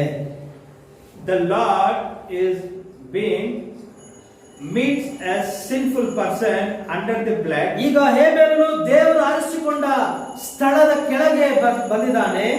Here the Lord meets under the way of the Lord. ಆದ್ದರಿಂದ ದೇವರಿಗೂ ಮತ್ತು ಹೇಬೇಲನಿಗೂ ಅವರಿಬ್ಬರ ಮಧ್ಯದಲ್ಲಿ ಒಂದು ಐಕ್ಯ ಉಂಟಾಯಿತು. There in between Lord and Abel there was an unique is being found over there. ಆಗ ದೇವರು ಅವನ ಬಲಿಗೆ ಏನ್ ಮಾಡ್ತಾರೆ, ಪ್ರಕೃತಿಗೂ ಮೀರಿದಂತ ಒಂದು ಬೆಂಕಿಯನ್ನ ಕಳುಹಿಸಿ ಆ ಬಲಿಯನ್ನ ಸ್ವೀಕಾರ ಮಾಡ್ತಾರೆ. From the heaven the fire has been come and the offering it is being consumed by the Lord. ಆ ಬಲಿಯನ್ನ ದಹಿಸುವಂತೆ ಮಾಡ್ತಾನೆ. That the offering is being consumed over there. ದೇವರು ಅವನನ್ನು ಕೂಡ ಅಂಗೀಕರಿಸ್ತಾನೆ. And also Lord blessed the Abel. ಅವನು ನೀತಿವಂತನಾದ. He has become a righteous man. ಅವನೊಳಗೆ ನಂಬಿಕೆ ಬಂತು. And also a confidence has come in him. ಆಮೇಲೆ ಅವನಿಗೆ ಏನ್ ಬಂತು, ನಂಬಿಕೆ ಬಂತು. He had a faith. ಅವನನ್ನ ದೇವರು ಅಂಗೀಕರಿಸಿದ್ರು. He was being accepted by the Lord. ಹೇಬೇಲನಿಗೆ ಪ್ರಕಟಣೆ ಬಂತು. Abel received the revelation. ಏನ್ ಪ್ರಕಟಣೆ ಅದು? What is the ದೇವರು revelation? ಒಬ್ಬ ಮನುಷ್ಯನನ್ನ ರಕ್ತದ ಕೆಳಗಡೆ ಸಂಧಿಸ್ತಾನೆ ಎನ್ನುವಂತ ಪ್ರಕಟಣೆ. See, what is that revelation? The revelation is the Lord will meet a person under the blood. ಅದರ ಮೇಲೆ ಅವನು ನಂಬಿಕೆ ಇಟ್ಟು ಅದಕ್ಕೆ ವಿಧೇಯನಾದ. So based on that faith he was being traveled. ಆ ಪ್ರಕಟಣೆಯ ಮೇಲೆ ಅವನ ನಂಬಿಕೆ ಇಟ್ಟು ಏನ್ ಮಾಡ್ದ, ಅದಕ್ಕೆ ವಿಧೇಯನಾದ. Based on that revelation he has been traveled. ನಾವು ಏನೇ ಮಾಡಿದ್ರು ಕೂಡ ಕರ್ತನ ಪ್ರಕಟಣೆಯ ಪ್ರಕಾರವಾಗಿ ನಾವು ಮಾಡಬೇಕು.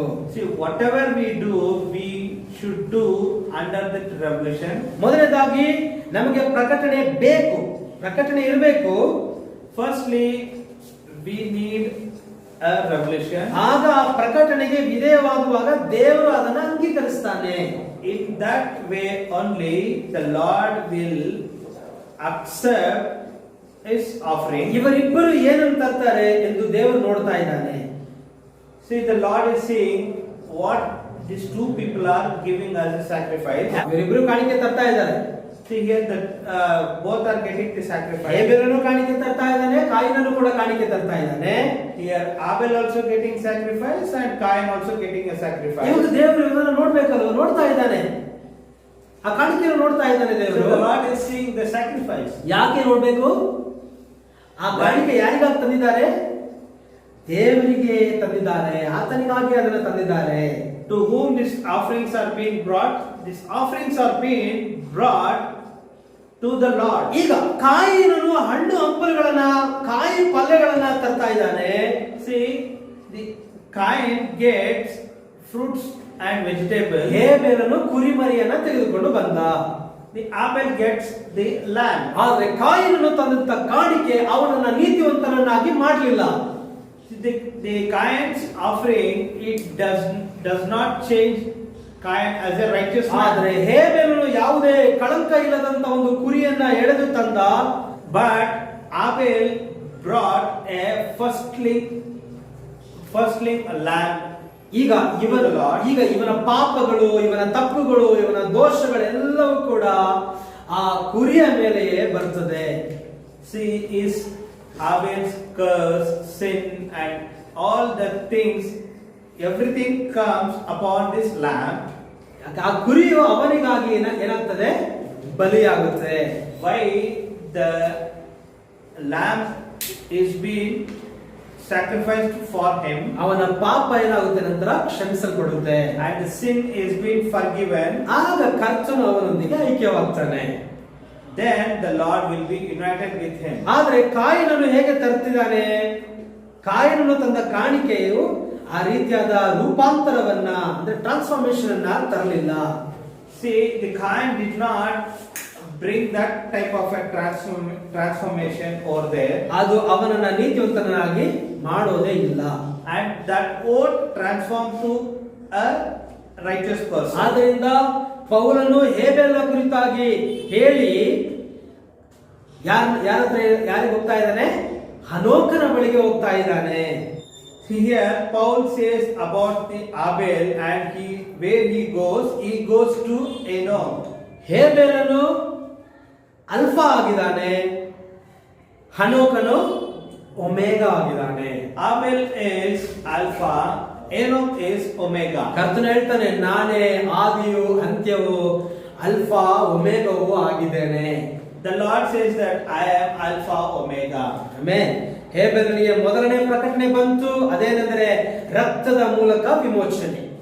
The Abel received the first revelation, that is from the blood there is a salvation. ரத்தத்தின் மூலமாக மீட்பு, ரத்தத்தினாலே மீட்பு. From the blood there is a salvation. Amen. ಹೇಬೆಲನು ಸರಿಯಾದ ಒಂದು ಬಲಿಯನ್ನ ತಂದ, ಆ ಬಲಿಯನ್ನು ಸಲ್ಲಿಸುವಾಗ ಅವನ ಪಾಪವು ಕೂಡ ಕ್ಷಮಿಸಲ್ಪಟ್ಟಿತು. Here Abel gets a right offering, and his offering was being accepted by the Lord, and his sins are being forgiven. ಈಗ ಅವನು ದೇವರೊಂದಿಗೆ ಐಕ್ಯವಾದ. Now he has been united with the Lord. ಇಂದು ನಾವು ಆ ರೀತಿಯಾದ ಬಲಿಯನ್ನು ನಾವು ತಂದಿದ್ದೇವೆ. In the same way we also brought an offering. ಯಾವ ರೀತಿಯಾದ ಬಲಿ? What type of offering? ಏನು ಆ ಬಲಿ? What is that? ಅಂದ್ರೆ ಅದು ರಕ್ತ ಸಂಬಂಧವಾದಂತ ಬಲಿಯಾಗಿದೆ. That is the blood relation. ಅದು ಯಾವುದು? ಅದು ಈಗ ವಾಕ್ಯವಾಗಿದೆ. That is the word. ಇಂದು ನಾವು ವಾಕ್ಯವನ್ನ ತಂದಿದ್ದೇವೆ. Today we have brought the word. Amen. ಕ್ರಿಸ್ತನು ಏನಾಗಿದ್ದಾನೆ? ವಾಕ್ಯವಾಗಿದ್ದಾನೆ. Here the Christ has become a word. ಆತನು ಲೋಕದ ಪಾಪವನ್ನು ಹೊತ್ತು ತೀರಿಸುವ ನಿಜವಾದಂತ ಕುರಿಮರಿಯಾಗಿದ್ದಾನೆ. He is the only person, only lamb to bear the sins of this world. ಯೋಹಾನನು ಯೇಸುವನ್ನ ನೋಡಿ ಏನ್ ಹೇಳ್ತಾ ಇದ್ದಾನೆ? ಇಗೋ ಯಜ್ಞಕ್ಕೆ ದೇವರು ನೇಮಿಸಿದಂತ ಕುರಿ ಎಂಬುದಾಗಿ ಹೇಳ್ತಾ ಇದ್ದಾನೆ. What John is telling over here, behold the Lamb of God which take away the sin of the world. ಯಾವಾಗ ಮಾತನ್ನ ಹೇಳ್ತಾ ಇದ್ದಾನೆ? When it was being told, ಆತನು ದೀಕ್ಷಾಸ್ನಾನವನ್ನ ಪಡೆಯುವುದಕ್ಕೆ ಬರುವಾಗ, when he came for the baptism. ಒಂದು ಕುರಿ ಬಲಿ ಆಗ್ಬೇಕಾದ್ರೆ ಮೊದಲು ಏನಾಗಬೇಕು? So if we want to sacrifice a lamb, what it has to be done? ಏನ್ ಮಾಡಬೇಕು? What has to be done? ತೊಳಿಬೇಕು. The lamb has to be washed. ಇಲ್ಲಿ ಯೇಸು ಕ್ರಿಸ್ತನು ತೊಳೆಯಲ್ಪಡುವುದಕ್ಕಾಗಿ ಅಲ್ಲಿ ಬರ್ತಾ ಇದ್ದಾನೆ ಯೋರ್ದಾನ್ ಒಳಗೆ. See here here Jesus Christ is coming over there to be washed in the Jordan River. ಅಲ್ಲಿ ಯೋಹಾನನು ಹೇಳ್ತಾನೆ, ಇದು ಯಜ್ಞಕ್ಕೆ ದೇವರು ನೇಮಿಸಿದ ಕುರಿ ಎಂಬುದಾಗಿ ಹೇಳಿ. Here the John tells that behold the Lamb of God. Amen. Takes away the sin of the world. ಆ ಯೋಹಾನನು ಅಂದ್ರೆ ಆ ಎಲಿಯಾ ಯೇಸು ಕ್ರಿಸ್ತನನ್ನು ಒಂದು ಕುರಿ ಎಂದು ಪರಿಚಯ ಮಾಡಿಕೊಟ್ಟ. John means Elijah. He introduced Jesus Christ as a lamb. Amen. ಯೋಹಾನನು ಎಲಿಯನೇನಾ? Whether John is Elijah. Amen. ನಮಗೆ ಯಾವ ಸಂದೇಹವೂ ಇರಬಾರದು. ಆಮೆನ್. ಯಾಕೆ ಅಂತ ಹೇಳಿದ್ರೆ ಯೇಸು ಕ್ರಿಸ್ತನ ಹೇಳ್ತಾರೆ ಏನಂತ ಹೇಳಿ, ಎಲಿಯಾ ಬರ್ತಾನೆ ಅಂತ ನೀವು ಹೇಳ್ತಾ ಇದ್ದೀರಲ್ವಾ, ಆ ಎಲಿಯಾ ಇದು ಇವನೇ ಎಂಬುದಾಗಿ ಹೇಳ್ತಾರೆ. So we should not have any doubts that John is Elijah, because he is been telling the Elijah will come down. See, he is that Elijah. ಆ ಸ್ನಾನಿಕನಾದಂತ ಆ ಎಲಿಯಾ ಅಲ್ಲಿ ಯಜ್ಞಕ್ಕೆ ದೇವರು ನೇಮಿಸಿದಂತ ಕುರಿಯಾದಂತ ಯೇಸು ಕ್ರಿಸ್ತನನ್ನ ಪರಿಚಯ ಮಾಡಿಕೊಟ್ಟ. John the Baptist, that Elijah, he introduced Jesus Christ as a lamb. ಆದರೆ ಕರ್ತನ ಭಯಂಕರವಾದ ಮಹಾದಿನವು ಬರುವುದಕ್ಕಿಂತ ಮುಂಚಿತವಾಗಿ ಕಳುಹಿಸಲ್ಪಡುವಂತ ಈ ಎಲಿಯಾ ನಮಗೆ 7 ಕೊಂಬುಗಳು 7 ಕಣ್ಣುಗಳುಳ್ಳಂತ ಕುರಿಯನ್ನ ಆತನು ಪರಿಚಯ ಮಾಡಿಕೊಟ್ಟ.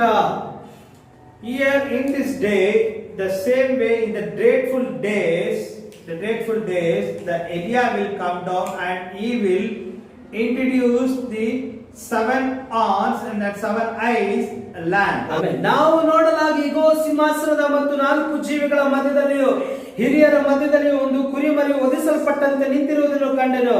ಅದಕ್ಕೆ 7 ಕೊಂಬುಗಳು 7 ಕಣ್ಣುಗಳು ಇದ್ದವು. ಅವು ಭೂಮಿಯ ಮೇಲೆ ಕಳುಹಿಸಲ್ಪಟ್ಟಿರುವ ದೇವರ 7 ಆತ್ಮಗಳು.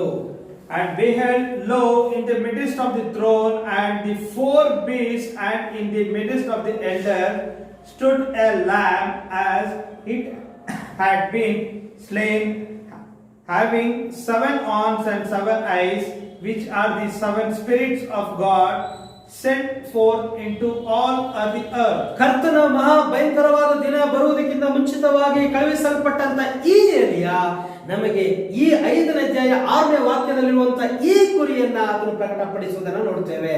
Here we can see in the dreadful days before of this destruction of this world, Elijah will be coming over here and he will be giving the revelation of this word, the 7 spirits, about this 7 spirits. ಹೊಡೆಯಲ್ಪಟ್ಟ ಹಾಗಿರುವಂತಹ ಈ ಕುರಿಮರಿ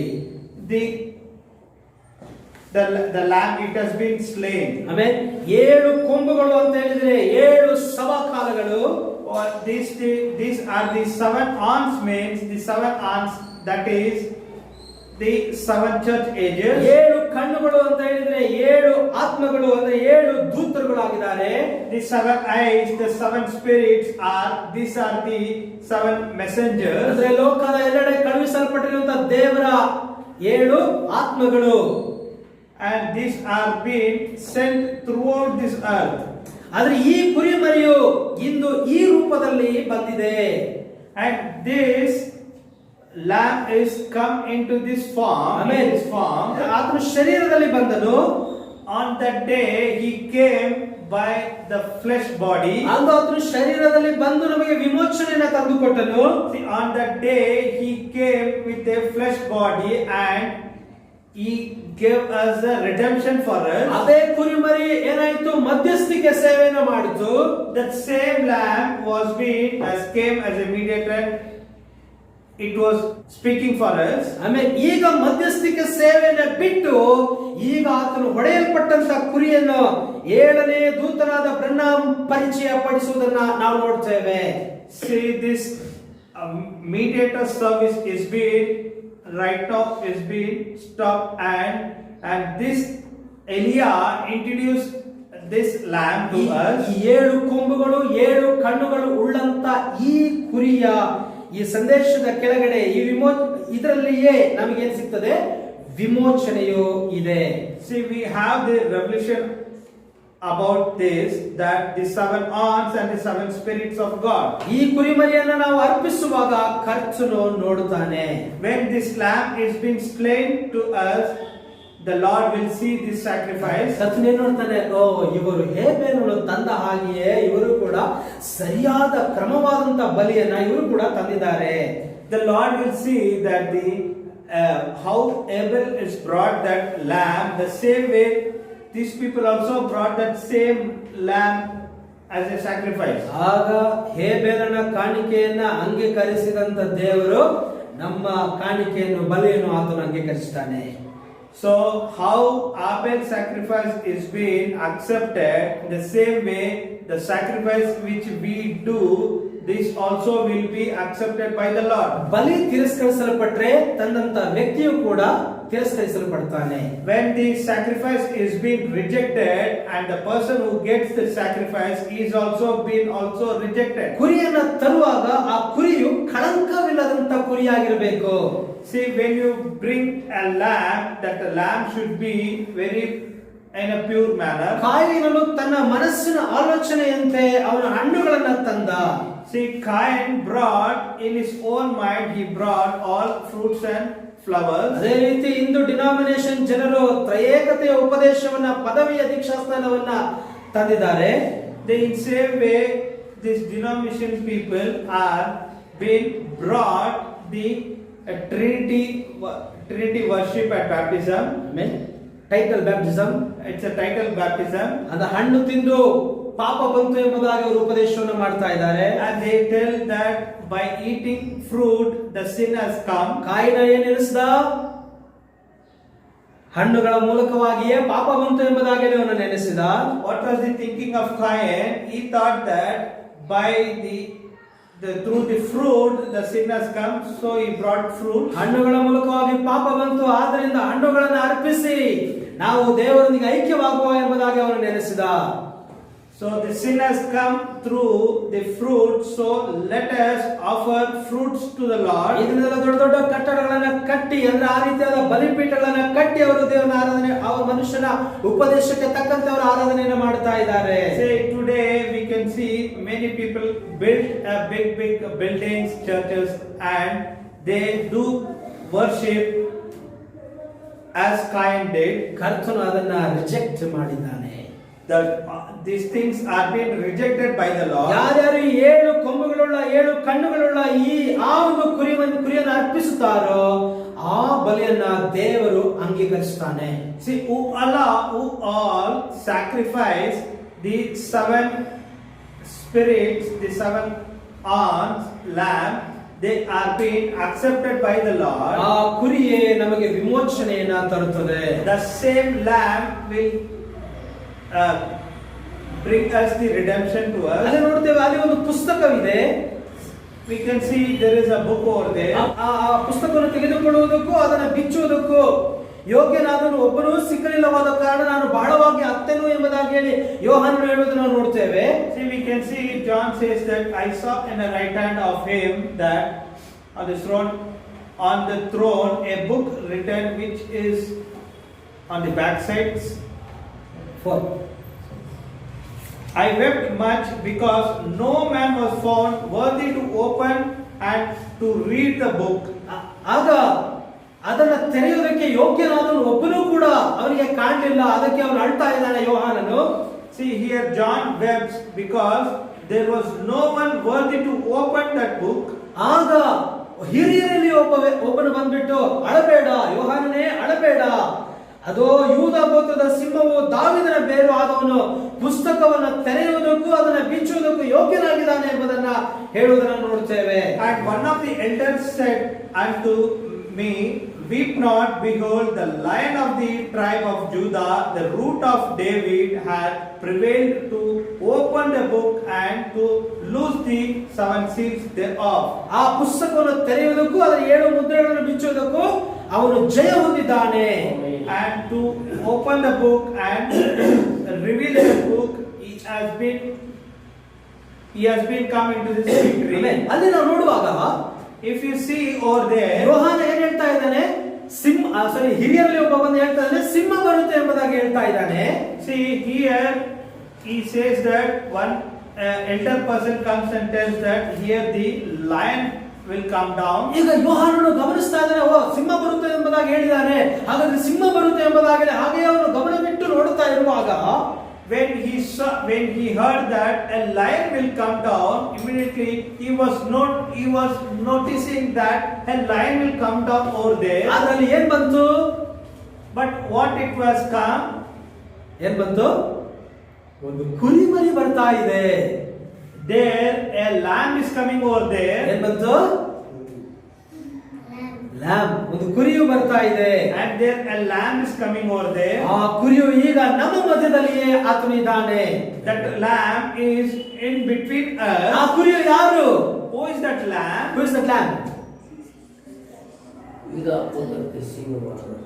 ಯೂದ ಗೋತ್ರದ ಸಿಂಹ. Hallelujah. The lamb is Judah, the lion of the tribe of Judah. ಯೂದ ಗೋತ್ರದ ಸಿಂಹ. Amen. Amen. ಈ lamb ಯಾರು? Who is this lamb? ಯೂದ ಗೋತ್ರದ ಸಿಂಹ, The lion of the tribe of Judah. ದಾವೀದನ ಬೇರು. He is the root of David. Hallelujah. Hallelujah. Hallelujah. ಇದು ಕುರಿ, ಆದ್ರೆ ಇದು ಕುರಿ ಆದ್ರೂ ಕೂಡ ಇದು ಏನಾಗಿದೆ? ಜಯ ಹೊಂದಿದಂತ ಸಿಂಹವಾಗಿದೆ, ಯೂದ ಗೋತ್ರದ ಸಿಂಹವಾಗಿದೆ. Though it is a lamb, but it is the lion. It is in the victory mode. ಅದು ಯಾರು? Who is that? ನಮ್ಮ ಕರ್ತನಾದ ಯೇಸು ಕ್ರಿಸ್ತನಾಗಿದ್ದಾನೆ. That is our Lord Jesus Christ. ಶರೀರದಲ್ಲಿ ಬಂದ ಅದೇ ಯೇಸು ಕ್ರಿಸ್ತನು ಈಗ 7 ಸಭಾಕಾರಗಳ ಮೂಲಕವಾಗಿ 7 ಕಣ್ಣುಗಳು ಕಣ್ಣುಗಳ ಮೂಲಕವಾಗಿ 7 ಮುದ್ರೆಗಳನ್ನ ತೆರೆಯುವುದರ ಮೂಲಕವಾಗಿ 7 ತುತ್ತೂರಿಗಳ ಮೂಲಕವಾಗಿ ಹಲ್ಲೆಲೂಯಾ ನಮ್ಮ ಮಧ್ಯದಲ್ಲಿ ಆತನ ವಾಕ್ಯದ ರೂಪದಲ್ಲಿ ಆತನು ಬಂದಿದ್ದಾನೆ. The same Lord Jesus Christ is come through as a word and to prevail to open the book and loose the 7 seals. ಈಗ ಆ ಒಂದು ವಾಕ್ಯದ ರೂಪದಲ್ಲಿ ಬಂದಂತ ಆ ಕುರಿಯನ್ನ ನಾವು ತೆಗೆದುಕೊಂಡು ನಾವು ಆ ಒಂದು ಬಲಿಯ ಕೆಳಗಡೆ ನಾವು ಬಂದಿದ್ದೇವೆ. See, we are here with the word, and we brought this lamb as a sacrifice to the Lord over ಈ here. ಬಲಿಯ ಮೇಲೆ ದೇವರು ಇಷ್ಟವುಳ್ಳವನಾಗಿದ್ದಾನೆ. The Lord is very pleasant with this sacrifice. ಇದನ್ನು ಆತನ ಅಂಗೀಕರಿಸ್ತಾನೆ. He will accept this sacrifice. Brother Branham ಅವರು ಹಳೆ ಒಡಂಬಡಿಕೆಯ ಜನರಿಗೂ ಮತ್ತು ಹೊಸ ಒಡಂಬಡಿಕೆಯ ಜನರಿಗೂ ಮಧ್ಯದಲ್ಲಿರುವಂತಹ ವ್ಯತ್ಯಾಸವನ್ನು ಅವರು ಹೇಳ್ತಾರೆ. Here prophet is telling that there is a difference between the different things in the Old Testament people and the New Testament people. ಒಂದು ಪ್ರಾಕೃತಿಕವಾದ ಒಂದು ಕುರಿಯನ್ನ ತರುವಾಗ ಅದರ ಮೇಲಿರುವಂತ ಜೀವ ಆ ವ್ಯಕ್ತಿ ಯಾರು ತರುತ್ತಾರೋ ಆ ವ್ಯಕ್ತಿಯ ಮೇಲೆ ಅದು ಬರ್ತದೆ, ಬಂದು ಅವರನ್ನ ನೀತಿವಂತನನ್ನಾಗಿ ಮಾಡುತ್ತದೆ. Naturally, a human gets a sacrifice as a lamb. When the lamb is being given as a offering, and the person who brings that lamb, he will be accepted under the blood. ಕರ್ತನಾದ ಯೇಸು ಕ್ರಿಸ್ತನಾದಂತ ಆ ಕುರಿಯು ಸಾಯುವಾಗ ಆ ಕುರಿಯಲ್ಲಿದ್ದಂತ ಜೀವ ಎಲ್ಲಿ ಬರ್ತಾ ಇದೆ? ಅದು 120 ಜನರ ಮೇಲೆ ಅದು ಇಳಿದು ಬರ್ತದೆ. When this Lord Jesus Christ came as a lamb, when it is being sacrificed, the same life it comes upon the 120 people. ಈಗ ಬಂದವರನ್ನ ಏನ್ ಮಾಡಿತು? ನೀತಿವಂತರನ್ನಾಗಿ ಅವರನ್ನು ಮಾಡಿತು. When it came upon this 120 people, ಈಗ ನಾವು these people have become the righteous people. ಈಗ ನಾವು ತಂದಿರುವಂತಹ ಈ 7 ಕೊಂಬುಗಳು 7 ಕಣ್ಣುಗಳ ಕುರಿಯನ್ನು ಅರ್ಪಿಸುವಾಗ ಅದು ಪರಿಪೂರ್ಣವಾದಂತ ಒಂದು ವಾಕ್ಯವಾಗಿದೆ. So when we are getting this sacrifice, that this 7 horns and the 7 eyes lamb, ಅದರಲ್ಲಿರುವಂತ ಜೀವ ಅದೀಗ ನಮ್ಮ ಮೇಲೆ ನಮ್ಮನ್ನ ಎಂದೂ ಕೂಡ ಪಾಪ ಮಾಡದ ಹಾಗೆ, ಪಾಪವೇ ಕಾಣದ ಹಾಗೆ ಅದು ನಮ್ಮನ್ನು ಮುಚ್ಚಿ ಬಿಡುತ್ತದೆ. see what will happen, this lamb, the lamb which will cover our sin, and also it will make that we should not do more sins again. ಅದು ನಮ್ಮನ್ನ ಪಾಪ ಮಾಡದ ಹಾಗೆ ನಮ್ಮನ್ನ ನಡೆಸುತ್ತದೆ.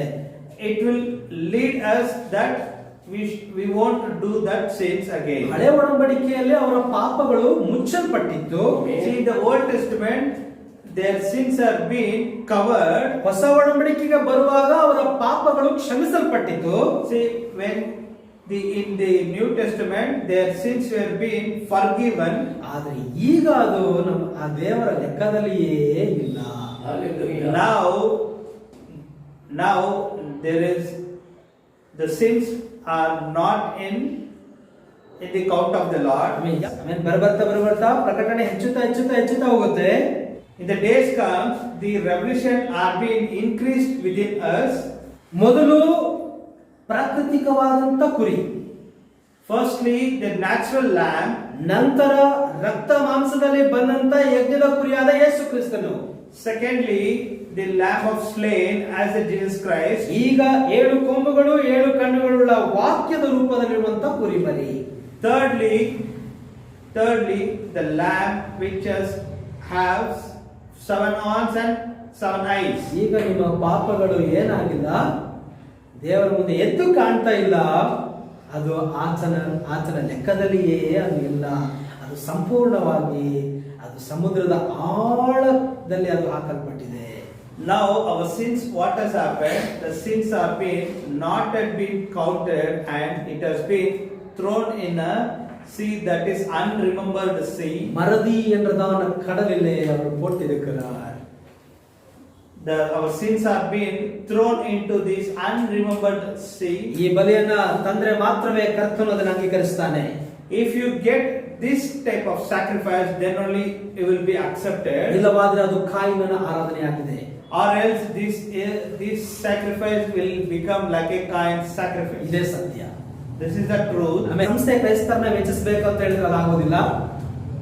See, the denomination people cannot satisfy. ಅವ್ರನ್ನ ಮೆಚ್ಚಿಸಬೇಕಂತ ಹೇಳಿದ್ರೆ ನಮಗೆ ಆಗೋದಿಲ್ಲ.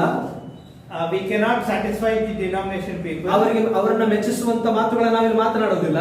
See, we can't satisfy these people, and we can't go with these people. ಒಂದು ವೇಳೆ ಅವರನ್ನ ನಾವು ಮೆಚ್ಚಿಸುವಂತ ಮಾತುಗಳನ್ನ ಮಾತನಾಡೋದಾದ್ರೆ ದೇವರು ನಮ್ಮನ್ನ ಮೆಚ್ಚೋದಿಲ್ಲ. When we satisfy these people, then the Lord will not accept us. ಇರುವ ಸತ್ಯವನ್ನ ಇರುವ ಹಾಗೆ ಹೇಳ್ಬೇಕು. The truth which is there, we have to tell that same truth. ಯಾಕೆ ನಾವು ದೇವರೊಂದಿಗೆ ಐಕ್ಯವಾಗಬೇಕು? Because we have to be united with the Lord. ನಾವು ದೇವರೊಂದಿಗೆ ಐಕ್ಯವಾದ್ರೆ ಮಾತ್ರವೇ ನಂತರ ಮುಂದೆ ಆ ಐಕ್ಯದಲ್ಲಿ ನಾವು ಕೂಡ ಬೆಳೆಯಬಹುದು. See, only when we united with the Lord, then only we can be walk with the Lord. ಐಕ್ಯ ಹೇಗೆ ಉಂಟಾಗ್ತದೆ? How we are being united? ರಕ್ತದ ಮೂಲಕವಾಗಿ ಉಂಟಾಗ್ತದೆ. Through the blood we are being united. ಆತರೊಳಗಿದ್ದಂತ ಜೀವ ವಾಕ್ಯದ ಮೂಲಕವಾಗಿ ಈಗ ನಮ್ಮ ಮೇಲೆ ನಮ್ಮ ಒಳಗಡೆ ಅದು ಬಂದಿದೆ. In that offering, in that lamb soul that has come upon us right now. ವಾಕ್ಯದ ಒಳಗಡೆ ಇದ್ದಂತ ಜೀವ ಈಗ ನಮ್ಮೊಳಗೆ ಬಂದು ನಮ್ಮನ್ನ ದೇವರೊಂದಿಗೆ ಐಕ್ಯವಾಗುವಂತೆ ಮಾಡಿದೆ. The life which is in the word that has been come upon us, and it has been united with the Lord. ಹೇಬೆಲನು ತಂದ ಹಾಗೆ ಕಾಣಿಕೆಯ ಬಲಿಗೆಯನ್ನ ನಾವು ಕೂಡ ತರಬೇಕು. How Abel brought the offering, the same way we have to get the offering. ಎಂಬಂತ ಆ ಪ್ರಕಟಣೆ ನಮ್ಮೊಳಗೆ ಬಂದ್ರೆ ಮಾತ್ರವೇ ನಾವು ವಿಮೋಚಿಸಲ್ಪಡುತ್ತೇವೆ. Only if we have that revelation, then only we will be redeemed. ಆ ಪ್ರಕಟಣೆಯೇ ನಮ್ಮನ್ನ ನೀತಿವಂತರನ್ನಾಗಿ ಮಾಡಿದೆ. That revelation will make us a righteous person. ದೇವರು ಅವನು ತನ್ನಂತ ಆ ಒಂದು ಬಲಿಯನ್ನ ನೋಡಿ ಆ ಬಲಿಯನ್ನು ದೇವರು ತೆಗೆದುಕೊಂಡು ಅವನನ್ನ ನೀತಿವಂತರನ್ನಾಗಿ ಆತನು ಅಂಗೀಕರಿಸಿದನು. Here he brought an offering, and that offering is been accepted, and he has become a righteous person. ಹೇಗೆಲ್ಲ ಕುರಿತಾಗಿ ಕರ್ತನೆ ಸಾಕ್ಷಿ ಕೊಡ್ತಾ ಇದ್ದಾನೆ ಏನಂತ ಹೇಳಿ, ಇವನು ನೀತಿವಂತನು ಎಂಬುದಾಗಿ ಸಾಕ್ಷಿ ಕೊಡುವುದನ್ನು ನೋಡ್ತೇವೆ. Here we can see he is Abel is a righteous person. This has been witnessed by the Lord. ವಾಕ್ಯದಲ್ಲಿ ನೋಡ್ತೇವೆ 11ನೇ ವಾಕ್ಯದ ಕೊನೆ ಭಾಗದಲ್ಲಿ So we can see in Hebrews chapter 11:4 ಅದರ ಮೂಲಕ ಅವನು ನೀತಿವಂತರೆಂದು ಸಾಕ್ಷಿ ಹೊಂದಿದನು, ದೇವರವನ ಕಾಣಿಕೆಗಳ ವಿಷಯವಾಗಿ ಸಾಕ್ಷಿ ಕೊಟ್ಟನು ಎಂಬುದಾಗಿ ನಾವು ನೋಡ್ತೇವೆ. In the last part of this word we can see God testifying his gifts, and by his being dead yet speak. ಈ ದಿನ ನಿಮ್ಮನ್ನ ನೀತಿವಂತರನ್ನಾಗಿ ಮಾಡುವಂತದ್ದು ಯಾವುದು ಗೊತ್ತಾ? ನೀವು ತಿಳಿದಂತ ಪ್ರಕಟಣೆಯೇ ಆಗಿದೆ. Today you are being testified by the revelation. ನಿಮ್ಮ ಕೆಲಸದಿಂದಲೋ ಇಲ್ಲ ನೀವು ಮಾಡುವಂತ ದಾನ ಧರ್ಮದಿಂದಲೋ ನೀವು ನೀತಿವಂತರಾಗಲಿಲ್ಲ. See, with your work or with your ದಾನದ offerings, ಇವುಗಳಿಂದ ನೀವು ನೀತಿವಂತರಾಗಲಿಲ್ಲ. you are not being become as a righteous person. ನೀವು ನೀತಿವಂತರಾಗಿರೋದು ಹೇಗೆ ಅಂತ ಹೇಳಿದ್ರೆ ಕರ್ತನ ಪ್ರಕಟಣೆಯ ವಾಕ್ಯದ ಮೂಲಕವಾಗಿಯೇ. That you have become a righteous person only through the word ಆಮೇಲೆ and the revelation. ಮಾಂಸವು ರಕ್ತವು ಹೇಬೆಲನಿಗೆ ಪ್ರಕಟಿಸಲಿಲ್ಲ ಆ ಪ್ರಕಟಣೆಯನ್ನ. The body and the blood, flesh and flesh, ರಕ್ತ ಮಾಂಸವು ಪ್ರಕಟಣೆಯನ್ನು ಅವನಿಗೆ ರಕ್ತ ಮಾಂಸವು ಅವನಿಗೆ ಪ್ರಕಟಿಸಲಿಲ್ಲ. See, the flesh and the blood did not reveal him. ಪರಲೋಕದ ದೇವರು ಹೇಬೆಲನಿಗೆ ಪ್ರಕಟಿಸಿದನು. The Lord only gave a revelation to him. ಅವನು ಸರಿಯಾಗಿ ಆ ನಿಜವಾದ ವಾಕ್ಯದ ಪ್ರಕಾರವೇ ಅವನು ಮಾಡ್ತಾ ಇದ್ದಾನೆ.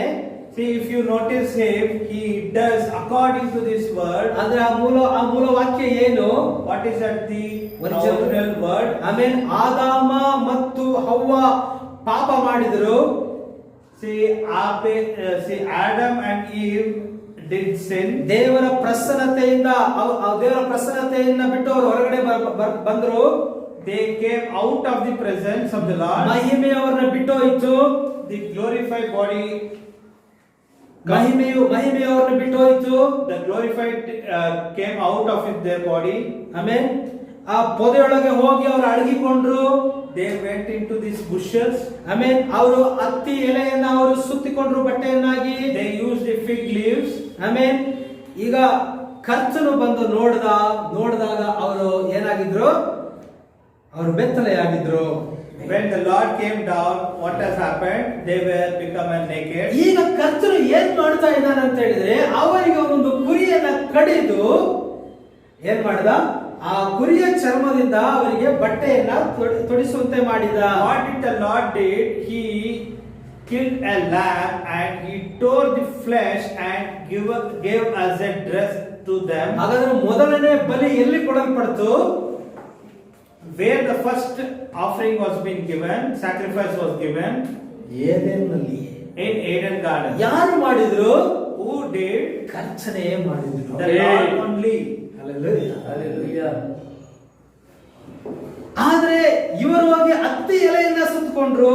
See, these people went and wrapped the fig leaves.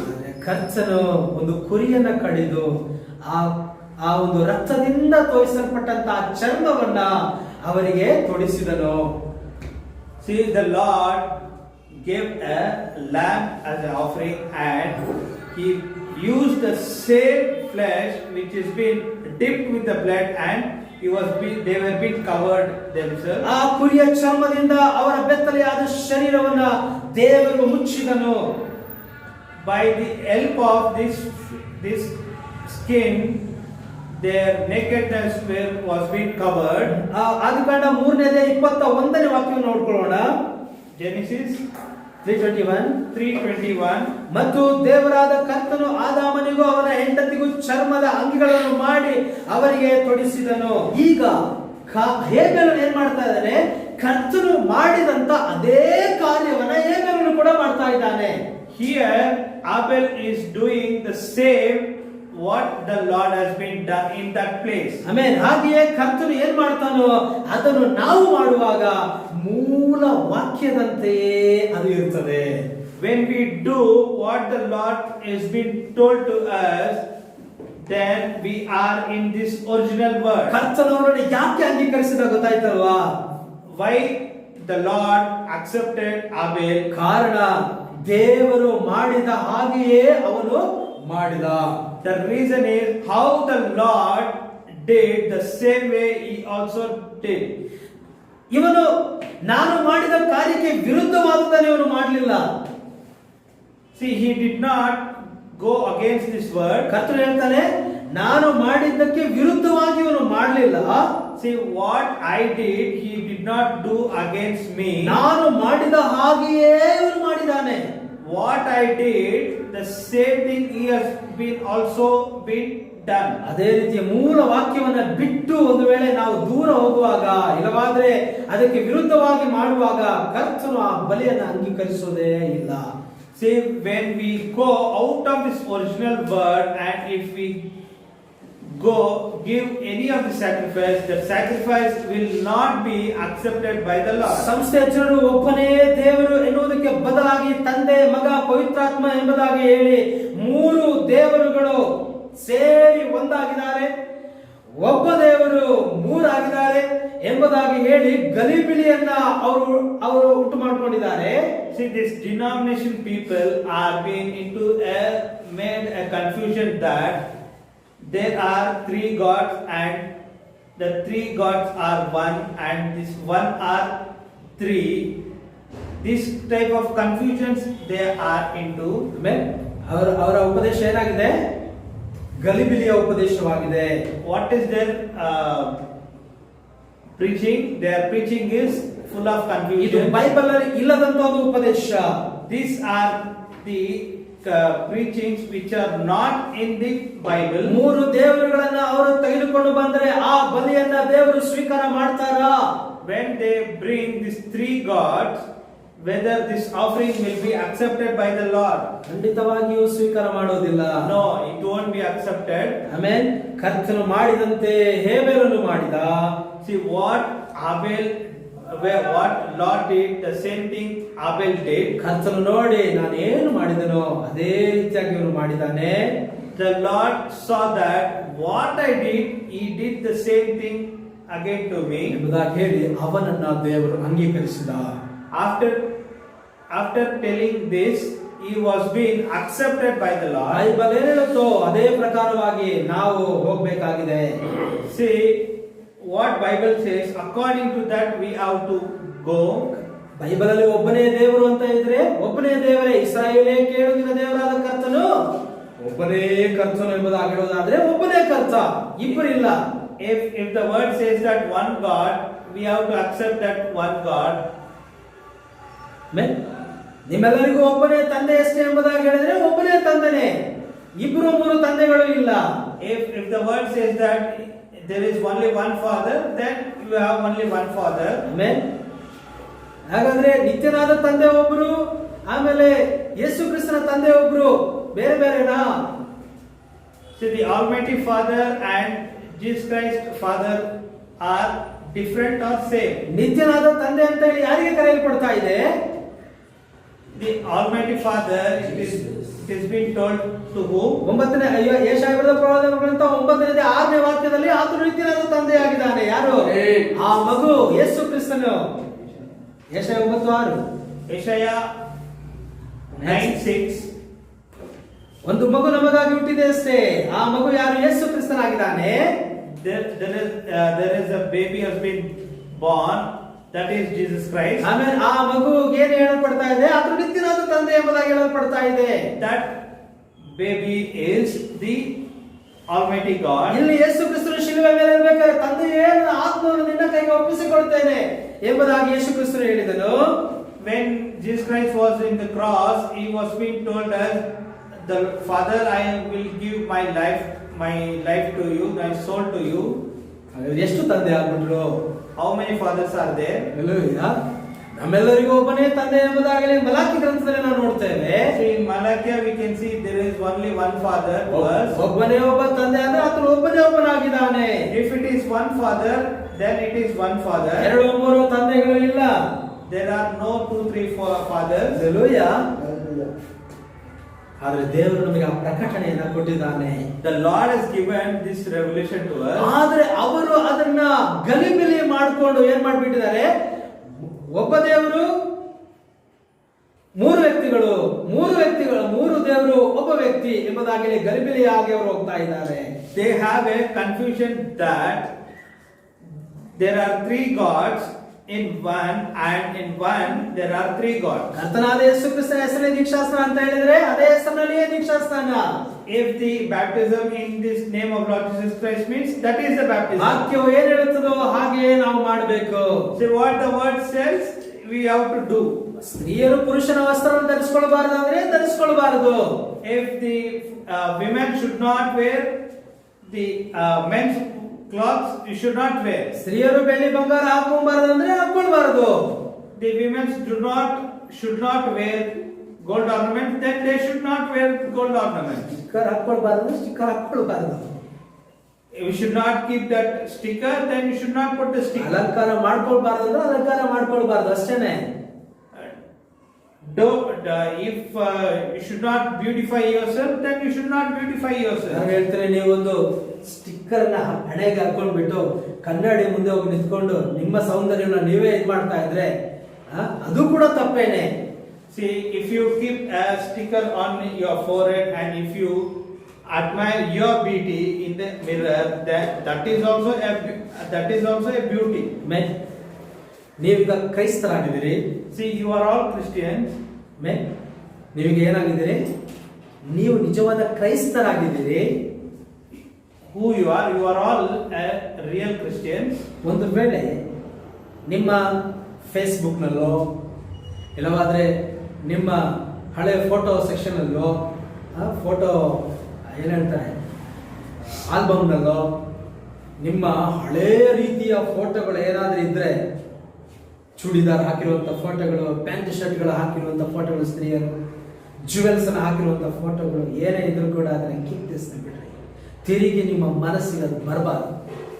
See, if you are in your album or in your Facebook or any of the drives, if you have any old photos, in that photos, if you are wearing men's clothes and with all type of beauty ornaments, ಅದನ್ನ ತೆಗೆದು ಎಷ್ಟು ಬಿಡಿ, ಅದನ್ನ delete ಮಾಡಿಬಿಡಿ. ಅದನ್ನ you can delete that photos, then that won't come to in your mind that how beautiful. ತಿರುಗಿ ಅದನ್ನ ನೋಡಿ, ಓ ನಾನು ಈ ರೀತಿಯಾಗಿದ್ದೆ, ಓ ಆ ರೀತಿಯಾಗಿದ್ದೆ, ಅದೆಲ್ಲ ಬೇಡ.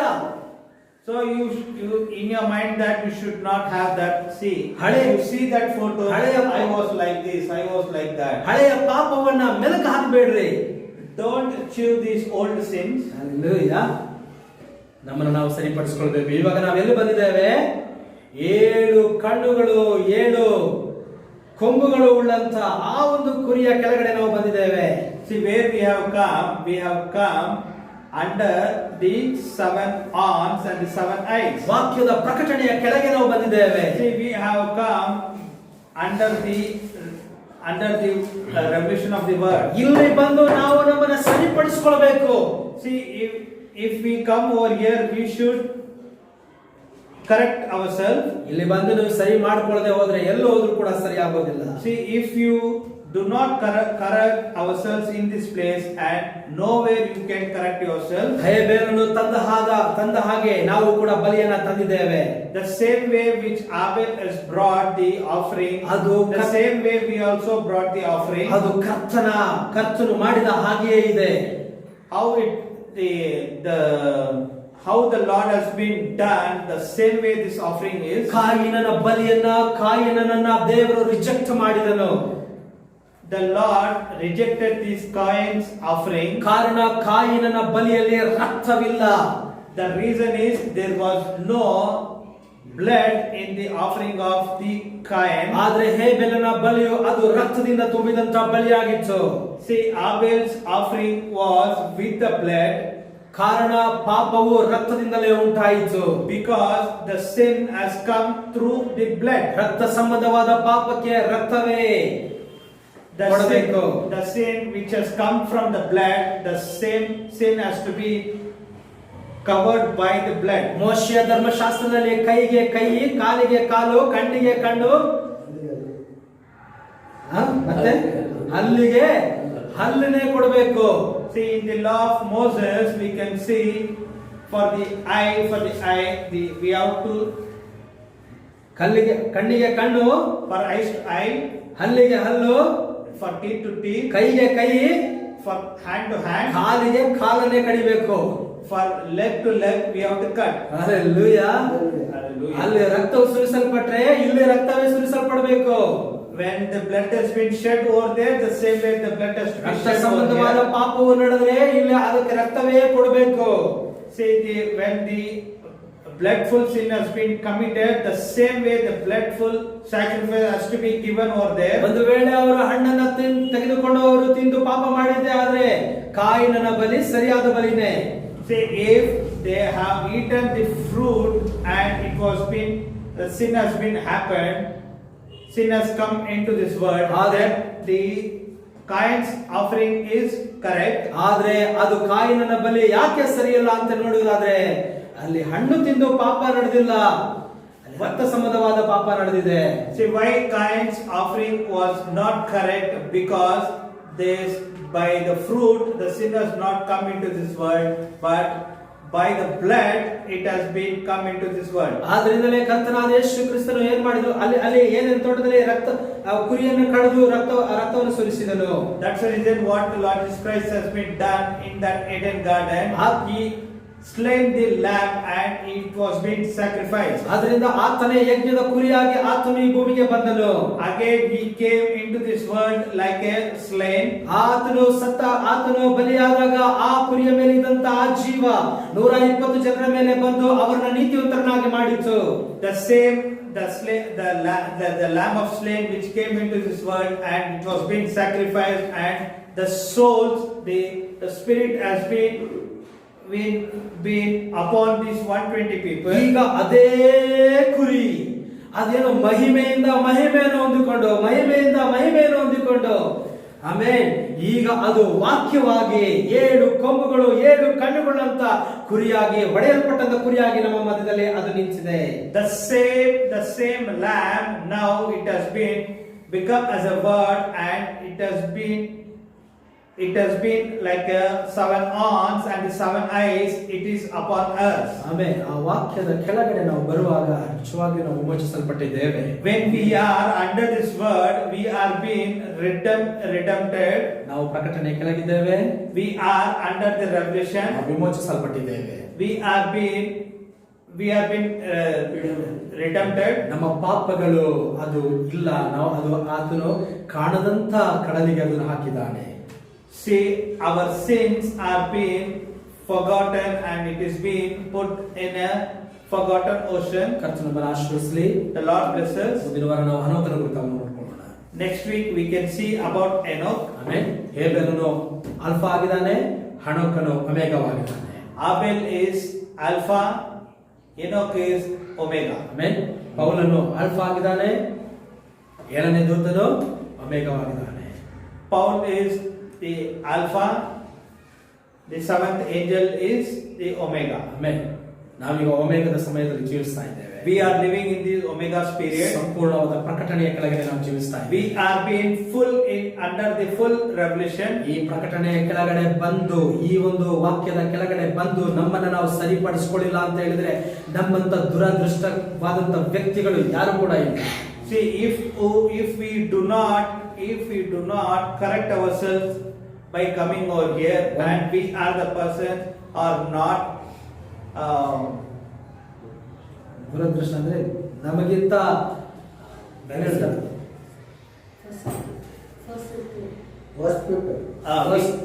we are the worst people than that. Hallelujah. ನಾವು ಈ ವಾಕ್ಯದ ಕೆಳಗಡೆ ಬಂದಿರುವಾಗ ಈ ಸಂದೇಶವು ಏನ್ ಹೇಳ್ತದೋ ಸಂದೇಶದ ಹಾಗೆಯೇ ನಾವು ಜೀವಿಸಬೇಕಾಗಿದೆ. See, if we are under this word and if we are under this message, if what this message tells, the same way we have to live. ಒಂದು ಗೋಲ್ಡ್ ಹಾಕೊಳ್ಬೇಕು, ಇಲ್ಲ ಅಂದ್ರೆ ಬಿಡಬೇಕು. Say, one, we have to wear the gold, or either you have to live. ಎರಡು ತರ ಜೀವನ ಮಾಡಬಾರದು. Do not do into life. ವಾಕ್ಯ ಹೇಳ್ತದೆ ಹಾಕೊಳ್ಬಾರ್ದು, ಅಲಂಕಾರ ಮಾಡ್ಕೊಳ್ಬಾರ್ದು. So the word says, do not use apparels. ಚಿನ್ನ ಹಾಕೊಳ್ಬಾರ್ದು ಅಂದ್ರೆ ಚಿನ್ನ ಹಾಕೊಳ್ಬಾರ್ದು ಅಷ್ಟೇ, ಮುಗೀತು. ಬೇರೆ ಅದಕ್ಕೆ ಮತ್ತೊಂದು ಇಂಟರ್ಪ್ರಿಟ್ ಮಾಡಬಾರ್ದು. So if the word says that do not put gold, means don't put the gold. Don't interpret in a different way. ಅದ್ರ ಮೇಲೆ ಮನಸ್ಸಿದ್ಯಾ, ಚರ್ಚಿಗೆ ಬರಬೇಡ, ಮನೇಲೇ ಇದ್ಬಿಡು. If you have affection on that gold, better you be at home. ನಾಟಕೀಯವಾದಂತ ಜೀವಿತ ಬೇಡ. Don't be in an actful life. Hallelujah. ಚರ್ಚಲ್ಲಿ ಒಂದು ರೀತಿ, ಮನೇಲಿ ಒಂದು ರೀತಿ, ಹೊರಗಡೆ ಒಂದು ರೀತಿ ಬೇಡ. See, living in church a different way and living in world it is living in a different way. Don't be like that. ಯಾರೇ ಆದ್ರೂ ಕೂಡ ಅಷ್ಟೇ. Let it be anyone. ಚರ್ಚಲ್ಲಿ ಯಾವ ತರ ಇರ್ತೀಯೋ ಹೊರಗಡೆನೂ ಅದೇ ತರನೇ ಇರಬೇಕು. Whatever you are there in the church, be the same way in outside. ನಾವು ಯಾರನ್ನು ಮೆಚ್ಚಿಸೋದಕ್ಕಾಗಿ ನಾವು ಇಲ್ಲಿ ಇಲ್ಲ. See, we are not here to satisfy the people. ನಾವು ಮೆಚ್ಚಿಸಬೇಕಾಗಿದ್ದು ಕರ್ತನೊಬ್ಬನನ್ನೇ. We have to only satisfy the Lord. ಕರ್ತನಿಗಾಗಿಯೇ ಜೀವಿಸ್ರಿ, ಕರ್ತನನ್ನೇ ಪ್ರೀತಿಸ್ರಿ, ಕರ್ತನನ್ನೇ ನೋಡಿ ಮುಂದಕ್ಕೆ ಸಾಗ್ರಿ. ಎತ್ತಲ್ಪಡುವಿಕೆ ನಂಬಿಕೆಯಲ್ಲಿ ಬೆಳೆಯುತ್ತಲೇ ಹೋಗ್ರಿ. Love the Lord, be with the Lord, and be ready for the rapture. Be in the faith of the Lord. ಕರ್ತನನ್ನು ಆಶೀರ್ವದಿಸಲಿ. The Lord bless you. ನಿಂತ್ಕೊಳ್ಳೋಣ. ಸಮಯದಲ್ಲಿ ಕೇಳಿದಂಥ ವಾಕ್ಯವನ್ನು ನೆನೆಸ್ಕೊಂಡು ಸಮಯದಲ್ಲಿ ನೆನೆಸ್ಕೊಂಡು ಪ್ರಾರ್ಥನೆ ಮಾಡಬೇಕಾಗಿದೆ.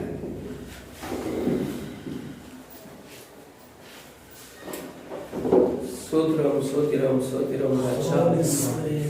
எங்களை நேசிக்கிற சர்வ வல்லமையுள்ள தேவனே, ஆல்பா உமேகாவுமானவரே, ஆதியும் அந்தமும் ஆனவரே, இந்த அருமையான வேலையிலே கூட கர்த்தாவே, ஆபேல் ஏனோக்கை குறித்து நாங்கள் தியானித்தோம்.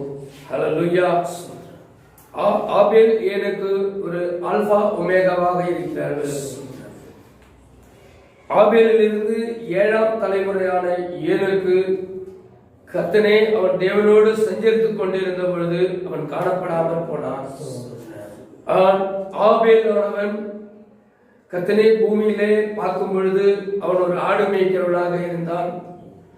ஆபேலோடு இருந்த காயின் அவன் நிலத்தில் பயிர் செய்கிறவனாக இருந்தான். கர்த்தாவே, நீர் காணிக்கை ஆபேலின் காணிக்கையை நீர் அங்கீகரித்தீர், காயினுடைய காணிக்கையை அங்கீகரிக்கவில்லை என்று வேதத்தில் எழுதியிருக்கிறது. அந்த நாட்களில் எந்த வேதகமும் புத்தகமும் இல்லை, எந்த ஆசாரியனும் இல்லை, தீர்க்கதரிசியும் இல்லை, ஊரின் துமியும் எதுவுமே இல்லை. ஆனால் கர்த்தாவே, அவனுக்கு கிடைத்ததெல்லாம் ரிவலேஷன், வெளிப்பாடுதான். ஆண்டவரே, ஆபேல் அவன் உண்மையான ஆதாமுடைய வித்தாக இருந்தான். ஆதாம் தேவனுடைய வித்தாக இருந்தான்.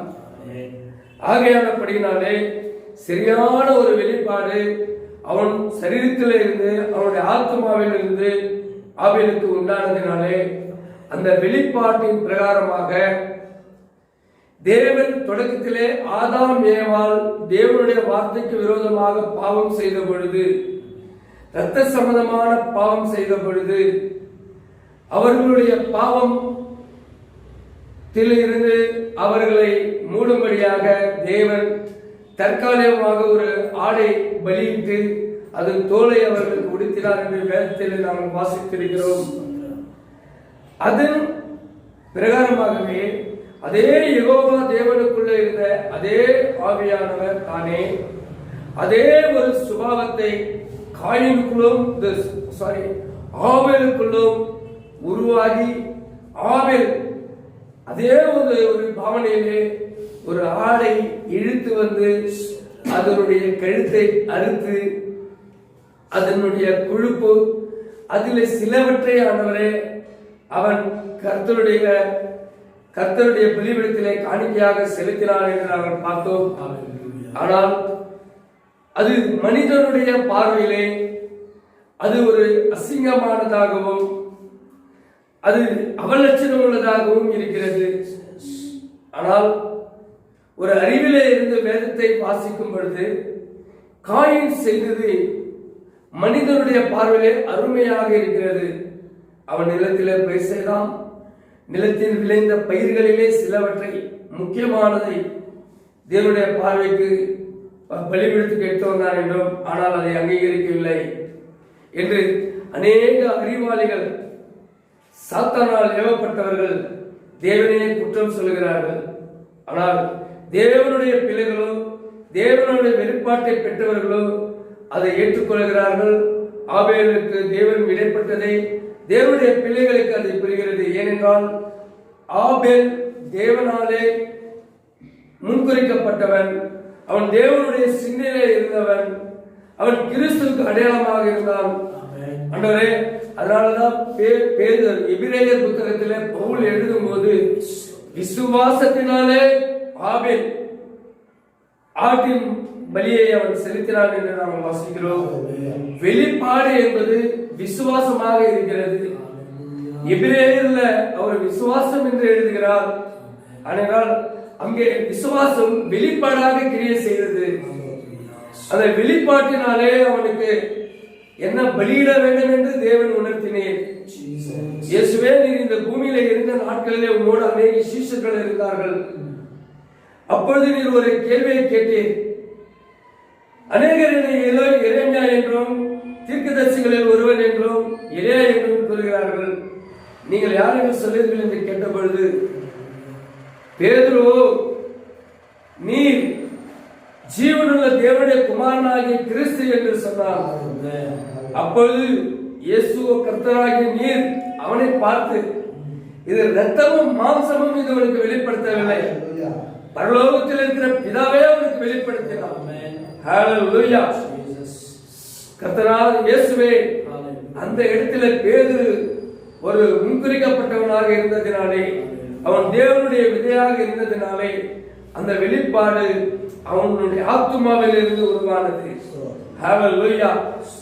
ஆபேலுக்குள்ளே இருந்த விசுவாசம், பேதுருக்குள்ளே இருந்த விசுவாசம், ஹல்லேலூயா, கர்த்தருக்குள்ளே இருந்த ஒரு உள்நோக்கம் ஆபேலுக்குள்ளே வந்தது. கர்த்தர் ஆடை பலியிட்டு தோளுடைய உடுத்தினார். ஆபேல் ஆடை பலியிட்டு தேவனுக்கு உகந்த காணிக்கையை செலுத்தினான். அது தேவன் அங்கீகரித்துக் கொண்டார். நேற்றும் இன்றும் என்றும் மாறாத தேவன் ஒவ்வொரு காலத்திலும் பரிசுத்த ஆவியானவர் ஒரே விதமாகவே கிரியை செய்து வருகிறேன். இயேசு கிறிஸ்துவை அது உண்மையான ஆட்டுக்குட்டி என்று, அது உண்மையான தேவனுடைய குமாரனாகி கிறிஸ்து என்று பேதுரு இனம் கண்டுபிடித்தான். அதே போல அந்நாளுக்குரிய எலியாவின் ஆவியுடையவனாய் வந்த யோவான் ஸ்நானிகனும் கூட இதோ உலகத்தின் பாவங்களை தீர்த்து சுமந்து தீர்க்கிற தேவ ஆட்டுக்குட்டியானவர் என்று சொன்னார். ஹல்லேலூயா. அதே ஆபேலுக்குள்ள இருந்த ஆவி அந்நாளுக்குரிய எலியாவின் ஆவியுடைய யோவானுக்குள்ள வந்தது. யோவானும் இனம் கண்டுபிடித்தார். நேற்றும் இன்றும் என்றும் மாறாத தேவன் இந்நாளுக்குரிய எலியாவின் ஆவியுடையவனாய் வந்த 7ஆம் தூதன் தீர்க்கதரிசி பிரணாம் அவரை கொண்டு நீர் இந்நாளுக்குரிய அந்த ஆட்டுக்குட்டியானவர் தானே யூதா கோத்திரத்து சிங்கமானவர்.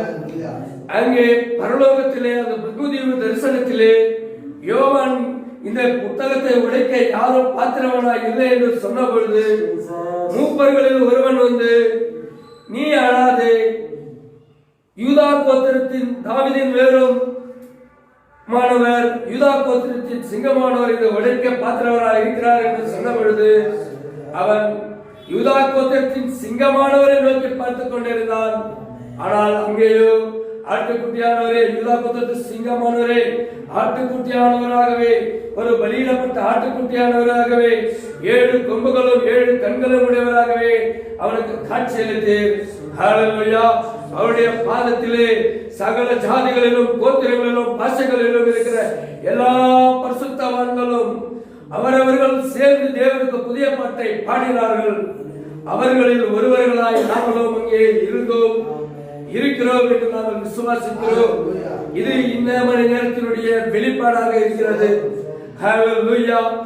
சர்வ வல்லமையுள்ள தேவனே, அதே தீர்க்கதரிசிக்குள்ள இருந்த ஆவியானவர், பத்மதீவு தரிசனத்தில் யோவானுக்குள்ள இருந்த ஆவியானவர், இப்பொழுது மணவாட்டிக்குள்ள நீர் தானே பலமுள்ள தூதனாய் இறங்கி வந்து 7 தூதர்களுடைய உருவத்திலே, ஹல்லேலூயா, 1963 பலமுள்ள தூதனாய் சூரியனை போல முகம் பிரகாசம் கொண்ட கண் அக்கினி கண்களுடையவராய், ஹல்லேலூயா, சிங்கம் கர்ஜிக்கிறது போல யூதா கோத்திரத்து சிங்கம் என்று தன்னை விளம்பி, ஆண்டவரே நீ திருச்சித்த போது அங்கு 7 இடிமுழக்கங்கள் உண்டானது. ஹல்லேலூயா. ஆதியாகமத்திலிருந்து வெளிப்படுத்தின விசேஷத்தில் வரைக்கும் இருக்கிற எல்லா மறைபொருளும் ஆண்டவரே உறுதிப்படுத்தப்பட்டது. பிரசங்கிக்கப்பட்டதும் பிரசங்கிக்கப்பட போகிறதும் பிரசங்கி முடிந்திருந்ததும் எல்லாவற்றையும் உறுதிப்படுத்தப்பட்டது. 7ஆம் தூதனுடைய முழு செய்தியிலும் ஆண்டவரே அந்த 7 முத்திரைகளுடைய ரகசியம் வெளிப்பட்டது. ஹல்லேலூயா. இன்றைக்கும் இந்த மணி நேரத்தினுடைய வெளிப்பாடு, இந்த மணி நேரத்தினுடைய 7 முத்திரைகளுடைய வெளிப்பாடு இந்த மணி நேரத்தினுடைய செய்தியாக இருக்கிறது. 7 முத்திரை ஒருவர்களுக்கு திறக்கப்படவில்லை என்றால் அவர்கள் ரத்தமும் மாம்சமுடைய கண்களாய் நோக்கி பார்க்கிறார்கள். ஹல்லேலூயா. ஒருவன் இயேசுவை தேவன் என்று சொல்லாமல் புரிந்து கொள்ளவில்லை என்றால் அவன் ரத்தமும் மாம்சமுடையவனாக இருக்கிறான். ஒருவன் இந்த மணி நேரத்தின் செய்தியிலே இல்லை என்றால் அவன் ரத்தமும் மாம்சமுடையவனாக இருக்கிறான். ஹல்லேலூயா. அவைகளை நாங்கள் புரிந்து கொண்டோம். ஆபேல் மரித்து இன்னும் பேசுகிறான் என்று பார்க்கிறோம். பவுல் விதமாக எழுதியிருக்கிறான். ஹல்லேலூயா. இன்னும் பேசுகிறான் என்றால் அவன் நித்திய ஜீவனுடையவனாக இருக்கிறான். ஹல்லேலூயா. அதே ஆவியை நாங்கள் பெற்றதனாலே நாங்களும் நித்திய ஜீவனை பெற்றுக் கொண்டிருக்கிறோம். அதே பரிசுத்த ஆவியானவர் நித்திய ஜீவனை நாங்கள் பெற்றுக் கொண்டிருக்கிறோம். ஹல்லேலூயா. ஸ்தோத்திரம் ஆண்டவரே, ஸ்தோத்திரம் ஐயா. எங்களுக்கு கடைசி ஒரு ரிவெலேஷன் எடுத்துக் கொள்ளப்படுதலுக்கு நீர் எங்களை ஆயத்தப்படுத்திக் கொண்டிருக்கிறேன். இதே எலியாவின் செய்தி, 7 முத்திரைகளின் செய்தி, கர்த்தாவே ஒமேகாவின் செய்தி, ஸ்தோத்திரம் ராஜா, பவுலின் செய்தி, ஆபேலின் செய்தியை போல இருந்தது. அது ஆல்பா செய்தியாக இருந்தது. 7ஆம் தூதனுடைய செய்தி, ஒமேகா செய்தி, இந்த 7 முத்திரைகளினுடைய வெளிப்பாடு, 7 எடுத்துக்கொள்ளப்படுதலுக்கேற்ற விசுவாசத்தை அவனுக்கு உருவாக்கியதை போல அவன் கர்த்தரோடு சஞ்சரித்துக் கொண்டிருந்த பொழுது அவன் காணப்படாமல் போனதை போல நாங்களும் ஆண்டவரே உம்மோடு சஞ்சரித்துக் கொண்டிருக்கிறோம், செய்தியோடு உறவாடி கொண்டிருக்கிறோம். ஒரு நாள் எங்களை ஆண்டவரே நீர் எடுத்துக்கொள்ளப் போகிறேன். ஒரு நாளிலே இந்த உலக ஜனங்கள் எங்களை காணப்படவில்லை என்று தேடுவார்கள். அன்றைக்கு அவர்களுக்கு புரியும் தேவன் எடுத்துக்கொண்டார் என்று. ஹல்லேலூயா. நம்முடைய வார்த்தை நிறைவேறும்படிக்கு எங்களை தாழ்த்தி கருத்திலே ஒப்புக் கொடுக்கிறோம். இந்த மணி நேரத்தில் கேட்ட இந்த ஆபேலின் காயின் சம்பந்தப்பட்ட இந்த பலியை குறித்த செய்தியை நீர் எங்களுக்கு பகிர்ந்து கொடுத்ததற்காக நன்றி ஆண்டவரே. ஹல்லேலூயா. இந்த மணி நேரத்தினுடைய வெளிப்பாடு இந்நேரத்துக்குரிய பலியாக இருக்கிறது. ஹல்லேலூயா. தீர்க்கதரிசியுடைய செய்தியிலே நிலைத்திருக்கும்படியாகவும் அதோடு ஒன்று கூட்டாதபடிக்கு குறையாதபடிக்கு உம்முடைய செய்தியிலே நாங்கள் இருக்கும் பொழுது நாங்கள் கிழக்கே போகிற வாசலிலே நோக்கி இருக்கிறோம். ஹல்லேலூயா. எடுத்துக் கொள்ளப்படுதலுக்கு ஏற்ற விசுவாசத்திலே எங்களை மறுரூபப்படுத்தி வந்து கொண்டிருக்கிறேன். உமக்கு மகிமை உண்டாகட்டும் கர்த்தாவே. ஸ்தோத்திரம் ராஜா.